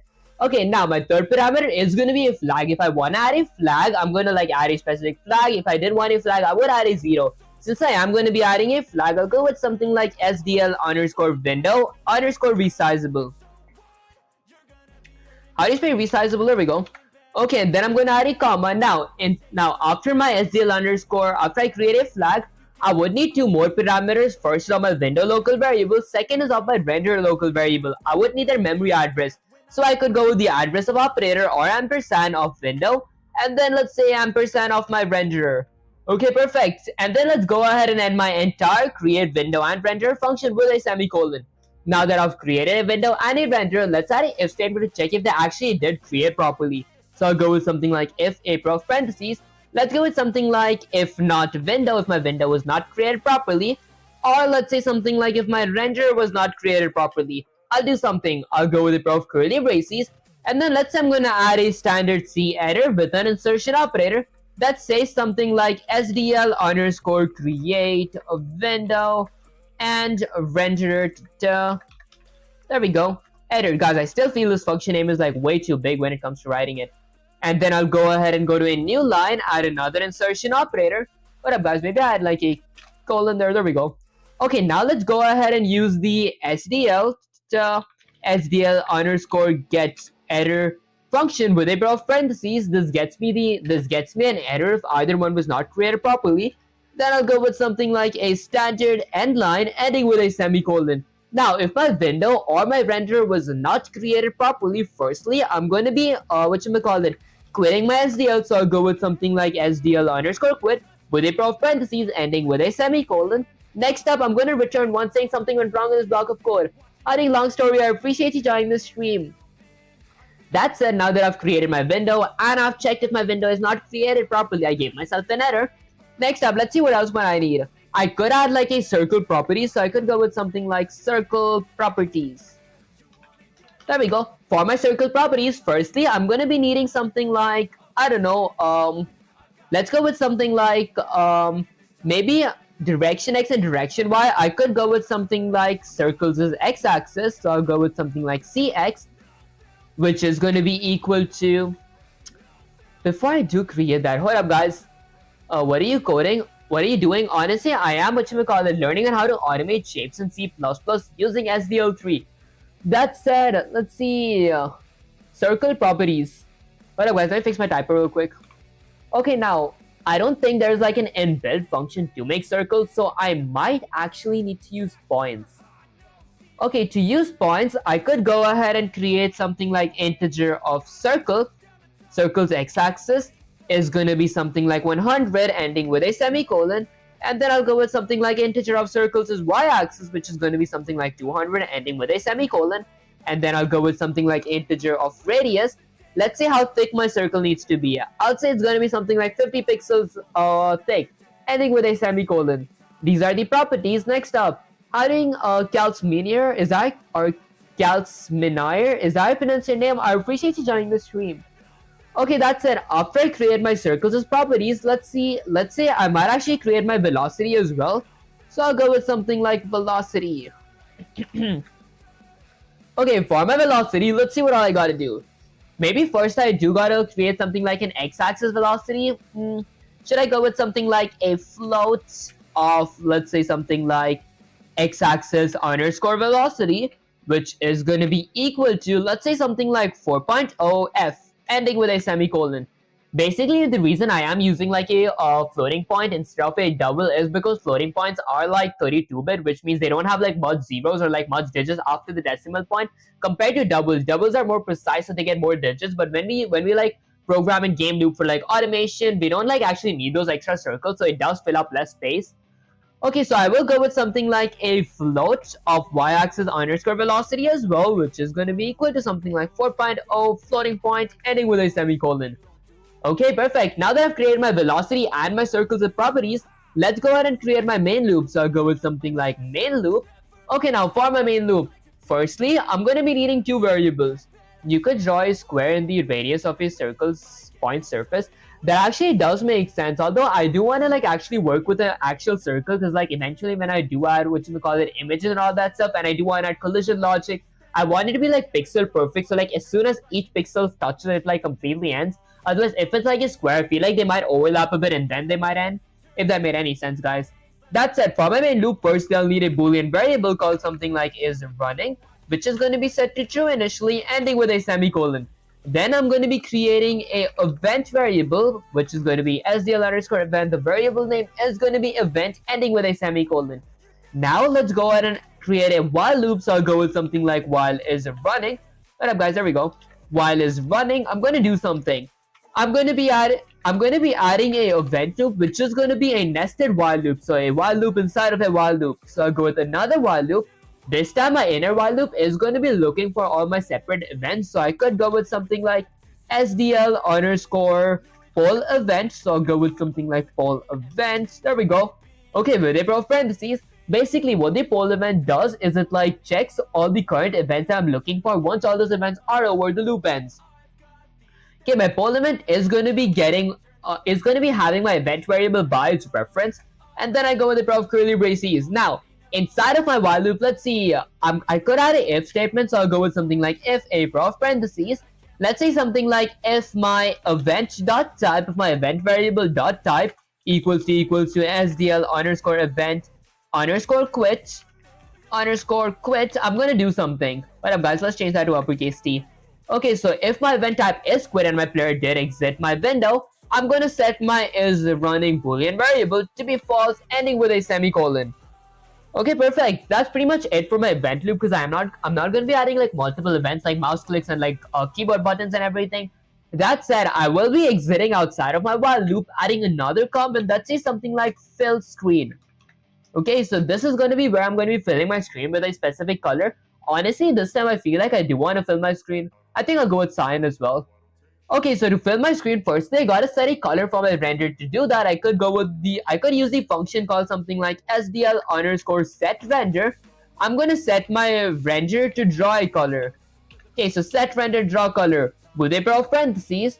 Okay, how doing Z Blood Moon, is that how you pronounce your name? I appreciate you joining the stream. 32-bit float equals 7 decimal points, 64-bit equals 15 decimal points. Oh yeah, that is for doubles. It actually does make sense.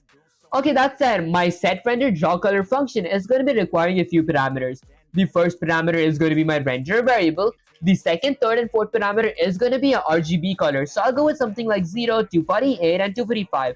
That's basically my RGB color for for cyan. And then lastly, for my opacity, I'll go with something like 255, ending with a semicolon. Okay, next up, after I do render a color, I'm going to fill my entire window with that color. To do that, I could use the SDL underscore render clear function. Basically, what the render clear function does is it like covers my entire screen with the color of my current renderer. So I could go with something like parentheses. This does require my render variable, ending with a semicolon. Now, once I'm done filling my screen, I'm going to add another comment that says something like graphics. Let's go ahead and work with my graphics now. Your aura is inspiring. Honestly, I do appreciate you for that, Pikachu. That said, I feel like that doesn't make any sense. Okay, that's it. I'll go with something like graphics.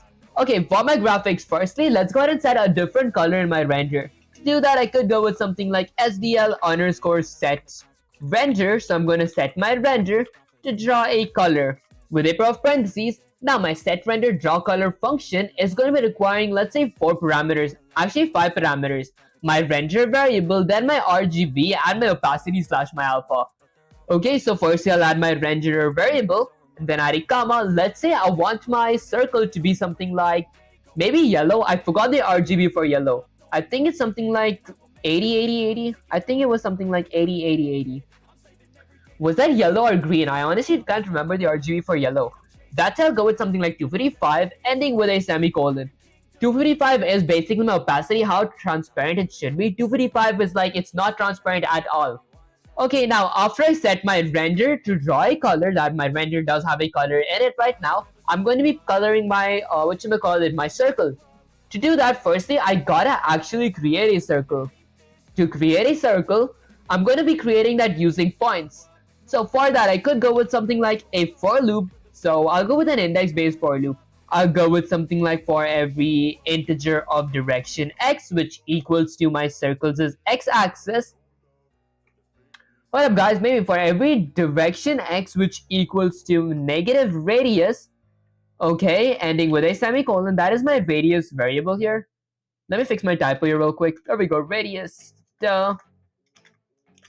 Okay, and then I'm going to do something like while my direction x is less than or equal to my positive radius, I'm going to increment my direction x by 1. So I'll go with direction x plus plus. And then I'll go with the pair of curly braces and add a nested for loop. So a for loop inside of a for loop. Okay, yeah, bro, it's so inspiring. Also started grinding because that actually sounds pretty cool, guys.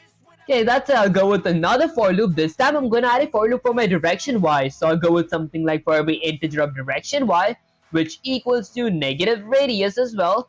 Okay, while my direction y is, let's say, something like less than or equal to my positive radius, I'm going to do something. Let's go ahead and firstly fix my typo. And then I'm going to increment my direction y by 1. Okay, perfect. Then I'll go with a pair of curly braces. Now, let me go ahead and draw my actual object on the screen. To do that, I'll go with something like SDL_render point. The render point function basically draws just a singular point in the screen, but if I do like I have these parameters inside of my render point, it does like create the exact shape that I'm looking for. That's it. Let's see what all parameters it requires. It requires a render parameter and a floating point of x-axis and a floating point of my y-axis. So firstly, I'll go ahead and give it my render variable, local variable. Then I'll need a x-axis. My x-axis is going to be my circles' x-axis plus my direction x. And then comma, I'll go with my circles' y-axis plus my direction y. And honestly, I feel that's pretty much it. Let's go ahead and end this with a semicolon. That should create a window on my screen. Okay, and then my color is going to be this color that I set my render to be. Okay, I actually think that's honestly pretty much it. Let's go ahead and exit off my for loop. Okay, and then let's go ahead and present something on my screen. So I'll go with something like present. Okay, now for my present, I'm going to use the SDL_render present function with a pair of parentheses. This is going to be my render variable ending with a semicolon. This is a square. Is it? I think it's a circle because I am like using my radius here. Okay, that's it. I might actually check it like once I run the code. That said, after I present my render, let's see what else might I need. I would need to automate my circle. To do that, I could go with something like automate circle. Okay, let's go with something like automate circle. Okay, I remember automating a circle in Python. Maybe if my memory is like correct, then I might remember how to do it. To automate my circle, firstly, I could go ahead and increase my circles' x-axis by, let's say... Hold up, guys, I actually forgot to add something here. So once I do create my floating point numbers, I would need to, create something like my window's width variable and a height variable for my window. Okay, howdy, Mohammed, I appreciate you joining the stream. This is not VS Code, right? This is a different version of it, right? Honestly, yeah, this is Visual Studio, not like Visual Studio Code. I used to use Visual Studio Code. Then later I thought that Visual Studio is like much better than Visual Studio Code because like it has like much more options to it. That's it. You need to check whether it's actually the radius. Right now it's a square. Honestly, I did like set a radius here. Visual Studio by MS. Okay, so right now it's a square. I might actually check that. Okay, I'll add a comment here. Before I add a comment, I might actually create a constant integer variable called something like, let's go with something like width. This is going to be my width variable, okay, which is going to be set to 800 ending with a semicolon. Then I'll go with something like constant integer of height, which is going to be set to something like 600 ending with a semicolon. Now let's scroll all the way down. Did I spell width and height correct? Okay, I spelled it wrong. Guys, for some reason I knew that I made a typo. There we go. Okay, now let me go with Control C. Now let's scroll all the way down. I'm going to increase my circles' x-axis, let's say by my direction x, ending with a semicolon. What's it called? Direction x? Okay, it's x-axis velocity. There we go. I'll go with something like x-axis velocity. and then I'm gonna go ahead and increase my circles' y-axis by my y-axis underscore velocity. I'll go with y velocity, ending with a semicolon. VS Code is code editor, while Visual Studio is IDE. I see. Honestly, I thought like VS Code was like a what you call it IDE as well. IDE does stand for like integrated what you call it development environment. So I thought like even like Pygames was an IDE, I think, because like what you call it, like wherever we can program, that is considered a IDE. I might be wrong. Fact check me, guys. That said, for automating my circle, firstly I automate them. Now let's add a comment that says something like bounce. I'm gonna be checking for the bounce.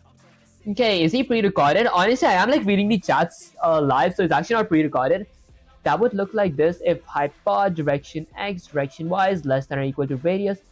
Oh, that does make sense. I did actually, when I was like learning for when I was like actually learning on how to automate objects in like C++, before I started pixel perfect, before I learned about pixel perfect collision, I did learn about something like the hypod. I actually forgot that. Bro, hi, how you doing, Pixel? I appreciate you joining the stream. He's reading periodically. Huh. Okay, next up for bounce, let's see. So for my bounce, firstly, I could, let's say, add a if statement, if a pair of parentheses. Okay, I'll go with something like hypod direction x direction y. Oh, I see. Okay, so I do remember those formulas, though I just forgot because like it's been like a long time. Like I think about 50 days since I did like review them in Pygames. That said, if my, let's say something like circle's x-axis is either less than or equal to my radius, okay, or my circle's x-axis is greater than or equal to, let's go with my width. I think it's my window size. My window size minus my radius. Guys, I think this was the formula. I can't remember. I could like check the formulas online as well, honestly, but I feel like it's like much cooler like if you remember them. Okay, did I spell window correct? Okay, that is width and that is height. This is going to be width. Let's go with something like width. Okay, ending. Okay, actually I had a pair of curly braces. If this did happen, I'm going to go ahead and multiply my CX circles. Actually, let's go with something like my x-axis underscore velocity is going to be asterisk equals to -1, ending with a semicolon. Now let's do the same thing for a y-axis. So I'll go with something like if my circle's y-axis is less than or equal to my radius. Okay, there we go. Okay, or my circle's y-axis is greater than or equal to my display's height or my window's height minus my radius. I'm going to do something. Let's go ahead and fix this type. It'll be something like radius. I'll go with a pair of curly braces that does something like my y-axis underscore velocity is going to be asterisk equals to -1, ending with a semicolon. And I just realized that should be x-axis. Bro, what are you coding? I'm honestly learning how to automate shapes in C++. That's it. Can you show me the preview? You wrote y velocity on first. Honestly, I actually do need to work on my the typos. That said, I feel like I didn't like practice much when it comes to like actually adding collisions for like or like checking collisions for actual shapes, because like I usually did use like images or like PNGs for the Pygames. I feel like this does sound pretty cool as well. That's it. Okay, I added bounce and everything now. Once I'm done adding my bounce, I exit outside of my statement, add a comment that says something like FPS. For my FPS, I'm going to use the SDL underscore delay function, which is going to be having a parameter of 16 ending with a semicolon. That is basically like 60 FPS. Alright, perfect. Next up, that's honestly pretty much it. Let's go outside my while loop now. Add a comment that says something like cleanup. For my cleanup, firstly, I'm going to do something like SDL underscore destroy window. This destroys my window, but this is going to be requiring a parameter of window ending with a semicolon. Then I'll go with something like SDL underscore quit with a pair of parentheses ending with a semicolon. Lastly, let's go ahead and return 0. Okay, guys, I do not think it's going to work as I expected to, but let's see. Okay, will you try adding key movements? Honestly, yeah, that is probably like my next, my next goal to do, like using mouse clicks or like user inputs, like buttons and everything. Okay. Alright, guys, I think I did mess up because this is a circle. I mean, this is a square. Oh, wait, it is a square. Hold up, guys. I think I did mess up here. I see what you mean. Senator, is that how you pronounce your name? Okay, that's it. I think he wants a circle bouncing around the window. I did want a circle. Okay, if this is for a square, how would I go with the hypod square? Guys, I actually forgot how to add circle. I did like add a circle yesterday. Should this be something like if my radius is less than, or if my circle is x-axis? Hmm. What up, guys? Maybe let's actually get c/GP up here. Okay, now for my circle, this was the place that I did mess up. Oh, I see. Okay, so it should be for every integer of so I did add something like for every integer, okay, of direction x, while my direction or my direction y is pixel is less than my radius. If my direction x multiplied by direction x, I see. So I forgot to add a if statement here. There we go. Okay, so let's add a if statement and then add a pair of parentheses. Let's say something like if my direction x squared means direction x multiplied by direction x plus direction y multiplied by direction y is greater than or equal to my radius square, which is radius multiplied by radius. I'm going to do something. I'll go with the pair of curly braces, and then let's go ahead and use the SDL underscore render point function. So I'm going to be drawing a point, which is technically going to be a circle.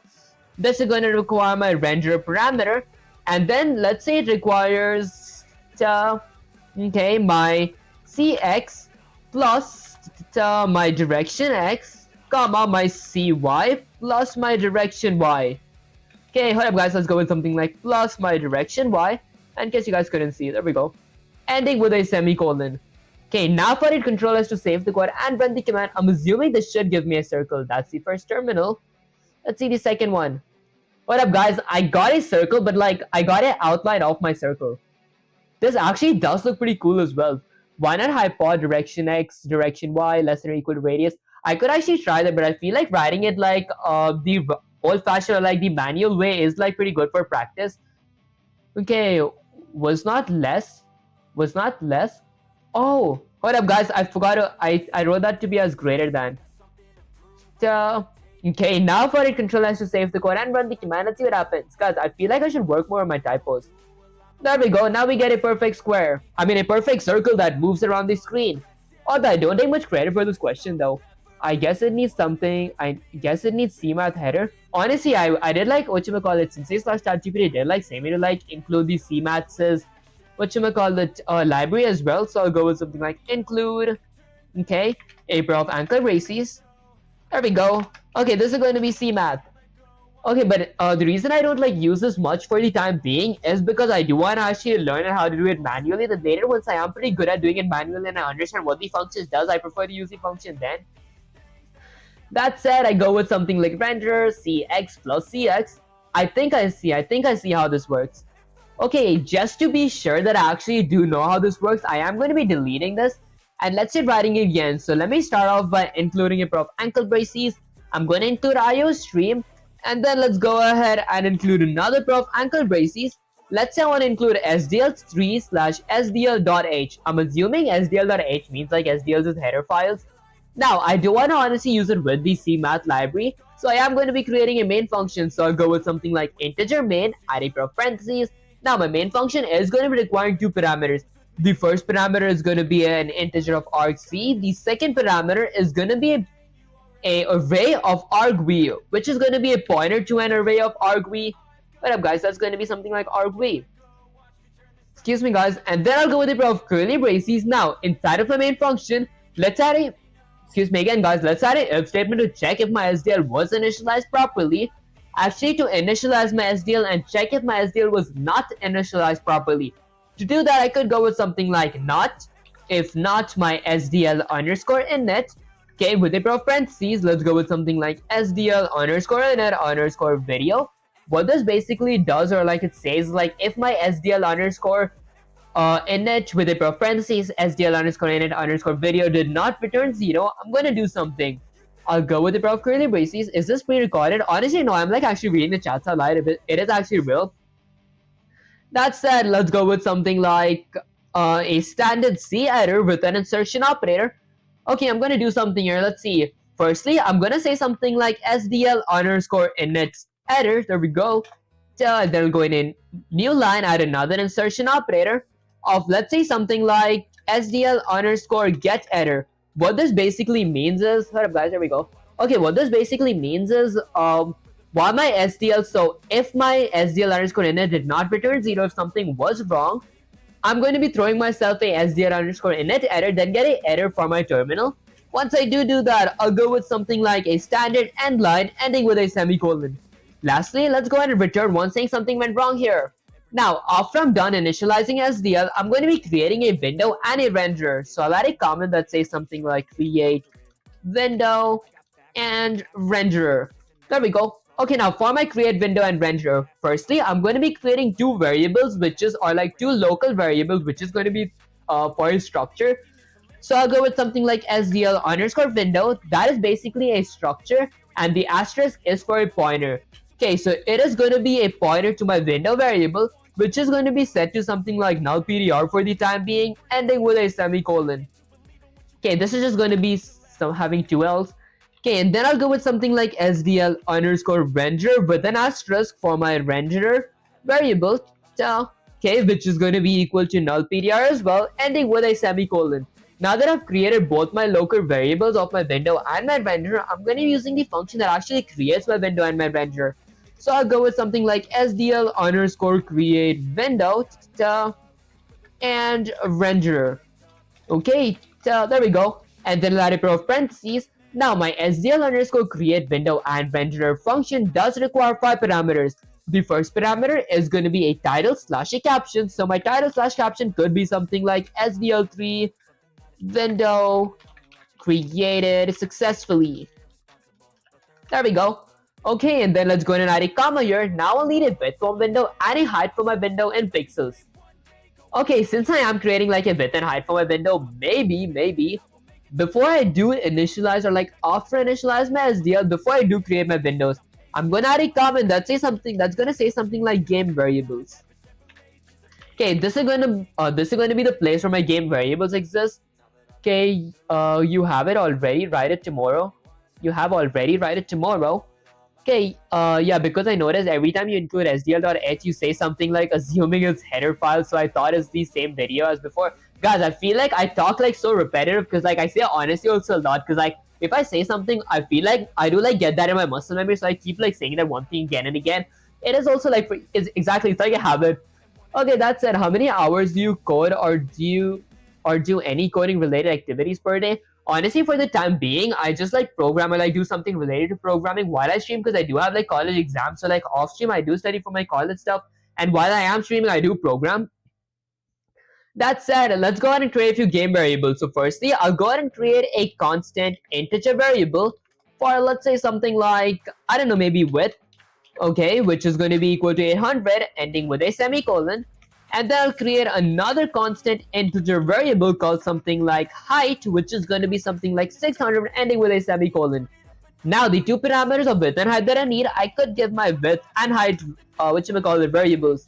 Then I'll add a comma. Now I'll need a window flag. So I'll use a flag that says something like SDL underscore window underscore resizable. Okay, so this flag actually makes my window resizable. Although if I didn't want a flag, I could like add 0 here. That's it. Now let's go ahead and add to both my local variables, my window variable and my renderer variables, as memory addresses. To do that, I could go with something like an ampersand of window and a address of operator for my renderer.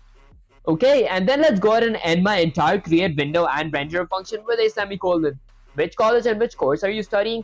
Honestly, I don't think I can like say my college name. That said, I am like a freshman in college and I haven't like taken any programming courses yet. That said, let's see. So after I do create a window and a renderer, I'll add an if statement to check if they were created properly or if they were not created properly. I'll go with something like if not window or if not renderer. If either one of them were not created properly, I'll do something. I'll go with a pair of curly braces that says something like a standard C error with an insertion operator. This is going to say something like, let's say, okay, SDL underscore create window and renderer error. There we go. Okay, so I'll go with the SDL underscore create window and renderer error. Okay, and then let's go in a new line, add another insertion operator to actually get me an error if something was wrong. So I'll go with something like SDL underscore get error with a pair of parentheses, and then I'll go with another insertion operator and say something like a standard end line ending with a semicolon. Bro, how old are you? Honestly, I am 17 years old. That's it. I am going to be turning 18 really soon, guys. Kind of excited for that. My birthday is this January 5th. Maybe I might not have a specific stream. Imagine a project where you click on screen and it spawns shapes where each shape collide with each other. I did actually make that in like in Python. I did like use a random module as well when I was like working with that in Pygames. That's it. I am kind of excited to like try that in SDL3 as well. Okay, that said, let's go ahead and firstly quit my SDL if something was wrong. So I'll go with SDL underscore quit with a pair of parentheses ending with a semicolon. Lastly, I'll return one ending with a semicolon saying like something went wrong here. Now, once I'm done creating my, my window and my renderer, I'm going to be adding, let's say, a comment that says something like circle properties, because I am going to be creating a circle. There we go. For my circle properties, firstly, I'm going to be creating an integer variable for my circles as x-axis. That is going to be equal to, let's say, something like 100, ending with a semicolon. And then I'll go with something like an integer of my circles as y-axis, which is going to be set to 200, ending with a semicolon as well. Now, after I create my x-axis and y-axis, my circle won't need a width and height. Instead, it would need like, a radius. So I'm going to go ahead and add a radius, which is going to be, let's say, something like an integer of radius that is going to be equal to, I don't know, maybe 50. This is the thickness of my circle. Okay, bro, how old are you? I am 17. That's it. In which college are you and which stream? Which stream? Honestly, I actually don't feel like I can like say which college I'm from. That's it. I am like a freshman in college. Okay, now after I create a property, like after I create my circles property, let's go ahead and add a comment that says something like velocity.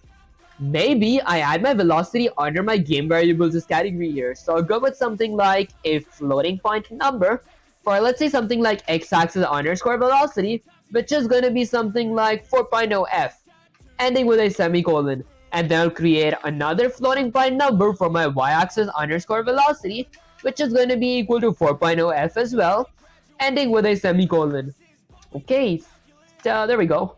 Okay, I'll add a space here just to differentiate like which is for what. Okay, next up, let's scroll all the way down. Okay, SDL underscore init. Now, okay, I think that's actually pretty much it. Let's go ahead and create a main function now. So I'll go ahead and add a comment that says something like main loop. Okay, now for my main loop, firstly, I'm going to be needing two variables. The first variable is going to be a Boolean variable of something like is running to check if my program is running. Okay, I am going to be setting my is running Boolean variable to be true initially, ending with a semicolon. Then later, I am going to be looking for events. So let's go ahead and add a event loop as well. So I'll go with something like SDL underscore event with something like event. So this is like a event variable that actually checks what event is currently going on.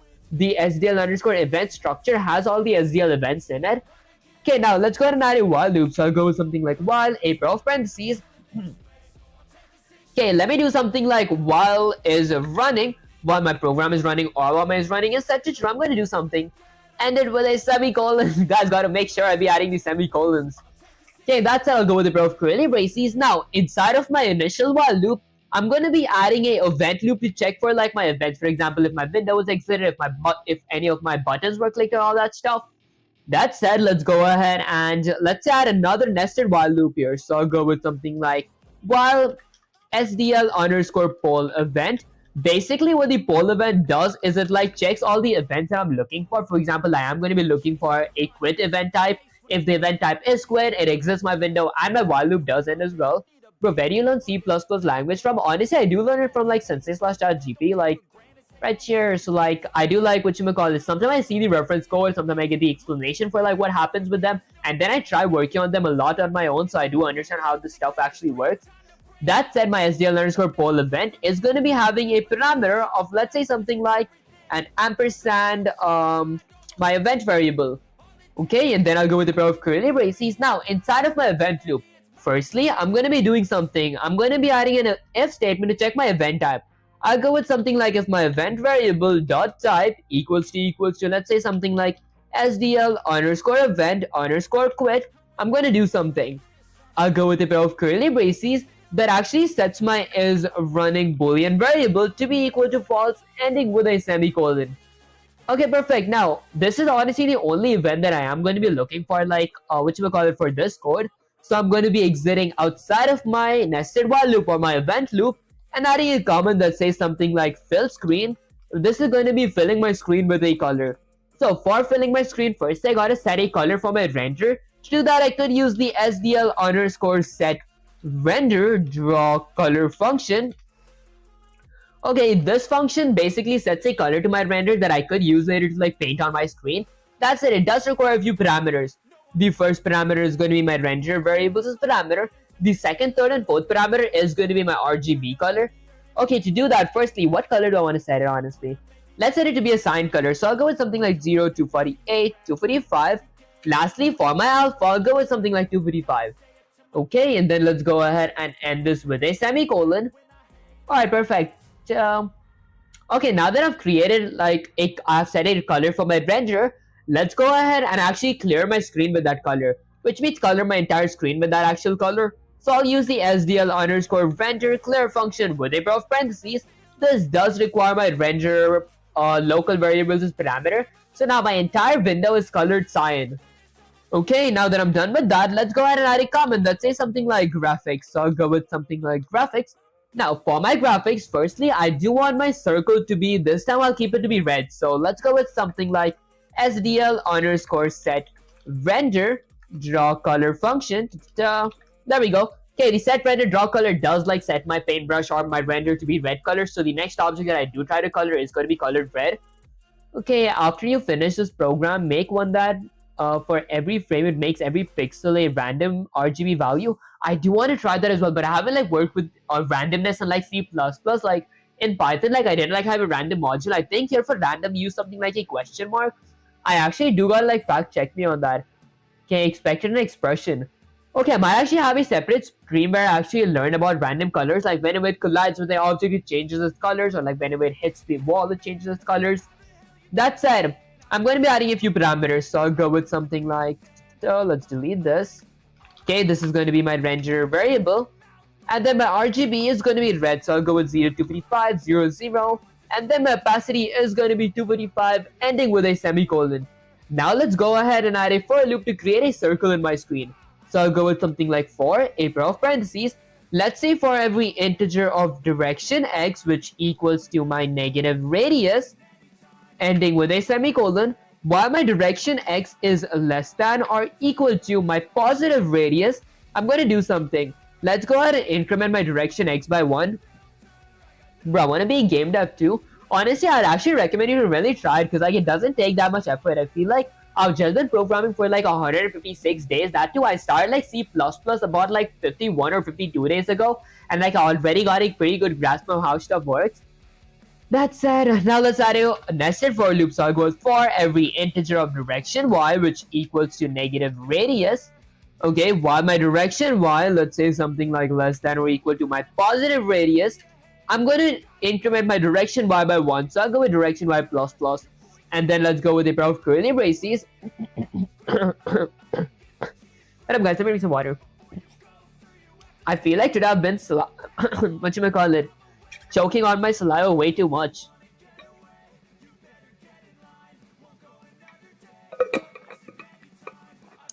I know JavaScript and Python a bit, that actually does make a lot of sense. If you do want to actually make a game and like you're like a beginner, I would recommend using Pygames and Python because that is like pretty easy and beginner friendly.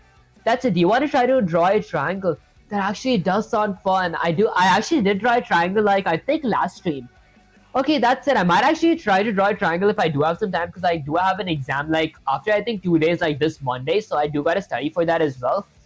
Okay, so I'll go with something like an if statement now. So if a pair of parentheses, I could go with something like let's say if my direction, okay, should I go with something like if my direction x plus my direction x, or if my direction x multiplied by my direction x plus direction y multiplied by direction y is less than or equal to my radius squared, so radius multiplied by radius, I'm going to draw something on the screen. So I'll go with something like SDL underscore render point, okay, with a pair of parentheses. That's going to be having a few parameters. the first parameter is going to be my renderer variable, my paintbrush, and then let it comma here. Now I'll need my circles as x-axis plus my direction x, and then my circles as y-axis plus my direction y, ending with a semicolon.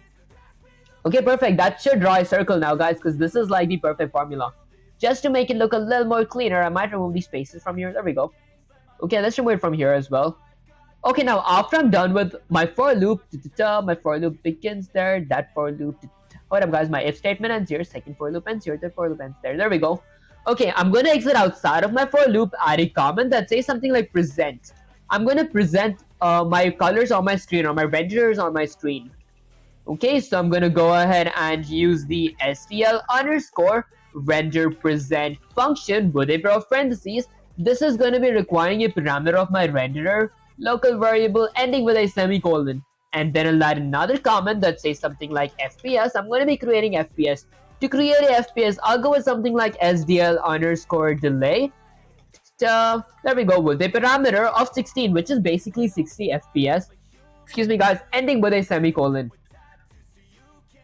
Alright, and once I'm done with that and my entire window, I exit everything, I'm going to be adding another comment that says something like cleanup. So I'm going to be working on some cleanups right now. For my cleanup, firstly, I'm going to do something like SDL underscore destroy window. I'm going to be destroying my window. It does require window parameter, ending with a semicolon. And then I'll do something like SDL underscore quit with a pair of parentheses, ending with a semicolon. Lastly, let's go ahead and return 0, saying everything went good. Alright, now if I hit Control S to save the code and run the command, let's see what happens. Hello, how are you? Hiding? Guys, I feel something wrong with my throat. There we go. Hiding Ventura, I appreciate you joining the stream. Okay, that's it guys. I forgot to actually automate my object. My bad guys. Although I did get a red circle, that is like a progress, guys. Okay, that said, let's see. So let me go ahead and automate my object before I present it. So I could go under my for loop, add a comment. Let's go all the way there. Let's say something like automate and bounce circle. Okay, so to automate and bounce my circle, firstly, let's go ahead and do something. What up, guys? Maybe I title case this because I feel like title case does look pretty good. There we go. Automate and bounce. Okay, let's change that to A and let's remove circle. Okay, perfect. Next up, to automate, firstly, let's go ahead and increase my circles as x-axis by my x-axis underscore velocity, ending with a semicolon, and then a circles as y-axis by my y-axis underscore velocity, ending with a semicolon as well. Now let's go ahead and use a if statement to check if they actually did touch a wall. So I'll go with something like if my circles as x-axis is greater than or equal to, let's say something like my radius. Okay, honestly I think this should be 0. Okay, should this be 0? I actually forgot this part. Okay, if it's greater than equal to radius, why do you go live at like 2 AM? Guys, for me it is almost like 3 PM right now. That said, I'll go with something like if it's greater than or equal to my radius, or my circles is x-axis is either, let's say something like wait, hold up, I think this should be less than or equal to my radius. Okay, and that should be equal to my circles as x-axis. I think I'm messing something up here. Is greater than or equal to my radius plus my width. Let's go with something like plus my windows is width.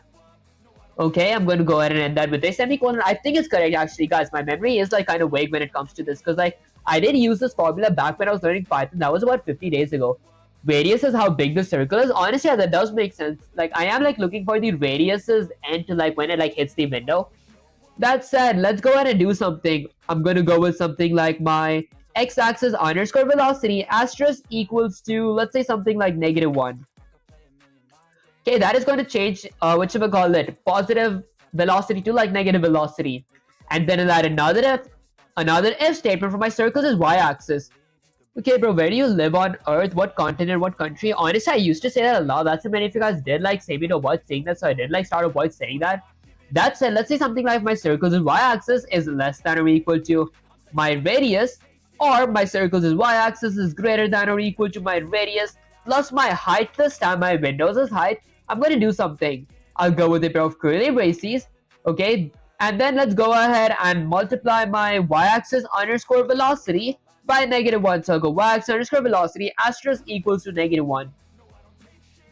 Okay, perfect. Now, if I wanted control S to save the code and run the command, let's see what happens. So I get my first terminal here. There we go, perfect. Okay, hold up, guys.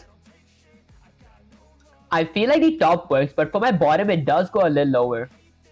Not plus. Not plus. Okay, radius plus width is bigger than Windows width. Oh, I think you meant not plus. What up, guys? Day 10 of Ask You Why You Gay, guys. I'm actually not gay.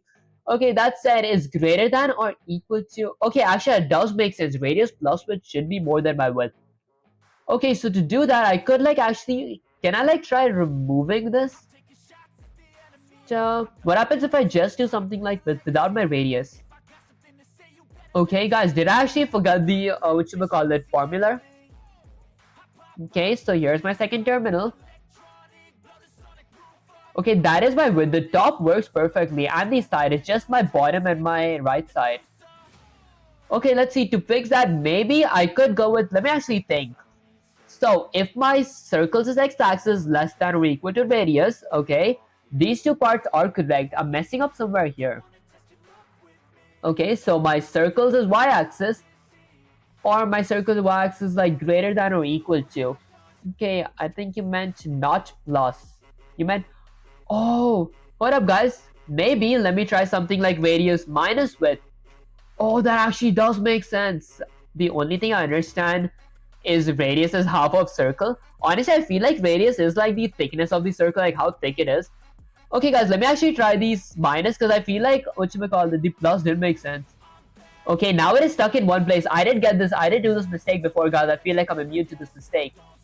Okay, radius is less than or equal to. Let's go with something like less than or equal to. Okay, I think radius minus width because radius is half of circle. That actually does make sense. It's like 2 a.m. here. I think you should actually sleep God Slayer because like I feel like you guys should like make sure to get like 8 hours of sleep every single day. Okay, guys, the circle just dipped down. What up? Let me actually go ahead and cancel that. So let's go ahead and cancel my window and then cancel my terminal as well. Okay, I think let's go with something like greater than here. Okay, if my radius minus my width, I think I'm doing everything correct. I think it's width minus radius. Would that make a difference? Width minus radius. Let me actually check if that actually does make a difference because I feel it might be the same thing. Bro, where are you from? Honestly, I used to answer that a lot, but many of you guys did say me to like avoid saying that, so I did like start avoid saying it. That's why I'll go with something like radius. Okay, now for it control S. Would this make a difference? Okay, so this is my first terminal. It did make a difference. Okay, now it does bounce. Okay, I honestly don't know how did that make a difference. Isn't like width minus radius and radius minus width the exact same thing? Maybe not. Okay, that's it. Let's go with something like control A, control C, copy that. Let's get some say/chat GP here. I want to ask that question real quick. Okay, let's go ahead and paste this. Go with shift enter and say something like sensei. The code does work. Okay, that said, I did actually I did get a lot of help for adding the bounce to my circle. That said, the place where I was messing up was radius minus width and radius minus height. Okay, there we go. What up, guys? Let me actually go with something like radius minus height. Guys, I want to write this in caps. There we go. Okay, let me go with bunch of dots and shift enter and say something like, what's the difference between radius minus width and width minus radius, and also radius minus height and height minus radius, question mark. Okay, so okay, yes, people, now you're thinking like a true game developer. Let me break this down so it sticks in your head. Don't just understand it. When you do a bounce check for a circle, the radius is your margin from the edge of the circle to its center. You don't treat circle like a rectangle. The center is what moves and the edges are what... Oh, our center plus equals to radius horizontal. Circle X is less than radius, left edge of the circle hits the wall. Think of the circle something like circle think of the circles as center, CX is the radius, okay? Units away from the left edge. If CX is less than radius, circle would go outside. Oh, I see. Okay, that's it. CX greater than or equal to width minus radius, right edge of the circle hits the right wall. Okay, the rightmost print is CX plus radius. If that exceeds width, the circle leaves the window. Oh, I think I see. Okay, height minus radius, bottom edge.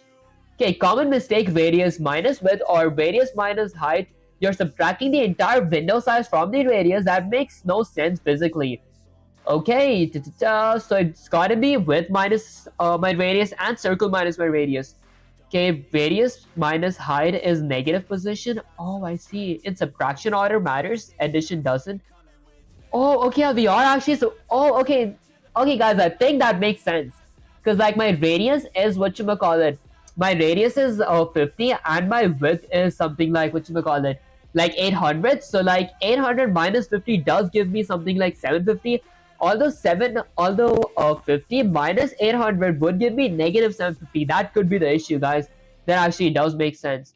But let's get Sensei slash achievement back here. Let's say something like Sensei. I think I see dot. That said, I might actually work on this next stream as well. Dot. That said, I am planning to end the stream right now because I do need to study for my exam. It's on this Monday, which is in 2 days.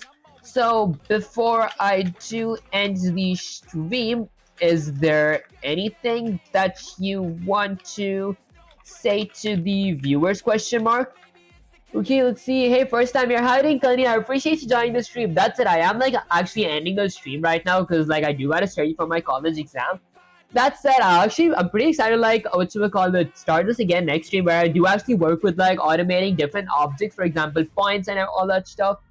Okay, bro, you're not typing right, guys. I feel I made a lot of typos here. That's it. Listen up, people. Before you go, tell the viewers this. Never underestimate how much power you can have when you commit. 2 days might feel short, but focus actions crushes mountains. Study hard, learn fast, and come back stronger. And people, remember, this isn't about exams. It's about training your mind. The same discipline you use to master C++ will make you unstoppable later. Go smash that study session. I expect updates, streams, and don't waste time scrolling around. Make every minute count. Kisses, hugs, and a head pat for my hardworking people, guys, that did not make me blush. That's it. Oh my god, these see wrong. Okay, bro, you had so many spelling mistakes, guys. That does make sense. I should work on my typos. Why are you gay, bro? Honestly, I'm not gay. That said, let's go ahead and move on to my main camera. Alright, guys, so basically that was pretty much it for the stream, and I do gotta like fix my background as well. Like for now, I do have like few red bed sheets or something just stuck to the wall. Since I did like move from like that side to like this side of my actual bed slash table, that I will be uploading a video on soon of rebuilding the PC. That said, since I did like get a new PC that fixed all my stream lags, so I did start multi-streaming on Twitch, Kick, YouTube, and I will start multi-streaming on TikTok and Instagram as well if I did maybe follow this requirement. So if you guys do enjoy my content and haven't followed me there, make sure to follow me there. The link is in the description, and also make sure to join the Discord server. The link is in the description and in the pinned comments. I think it's in the pinned comments. Fact check me, guys. That's okay, when 24 hours coding stream, guys, maybe after my maybe after my college is over, I might have a lot of time. I could like start streaming for 6 to 8 hours a day. That said, that's pretty much it for the stream. So if you guys did enjoy the stream, don't forget to like, share, subscribe, like the episode. My algorithm sharing makes you smile, and subscribing is like a cherry on top. And I'll catch you guys in the next live stream or video. Peace.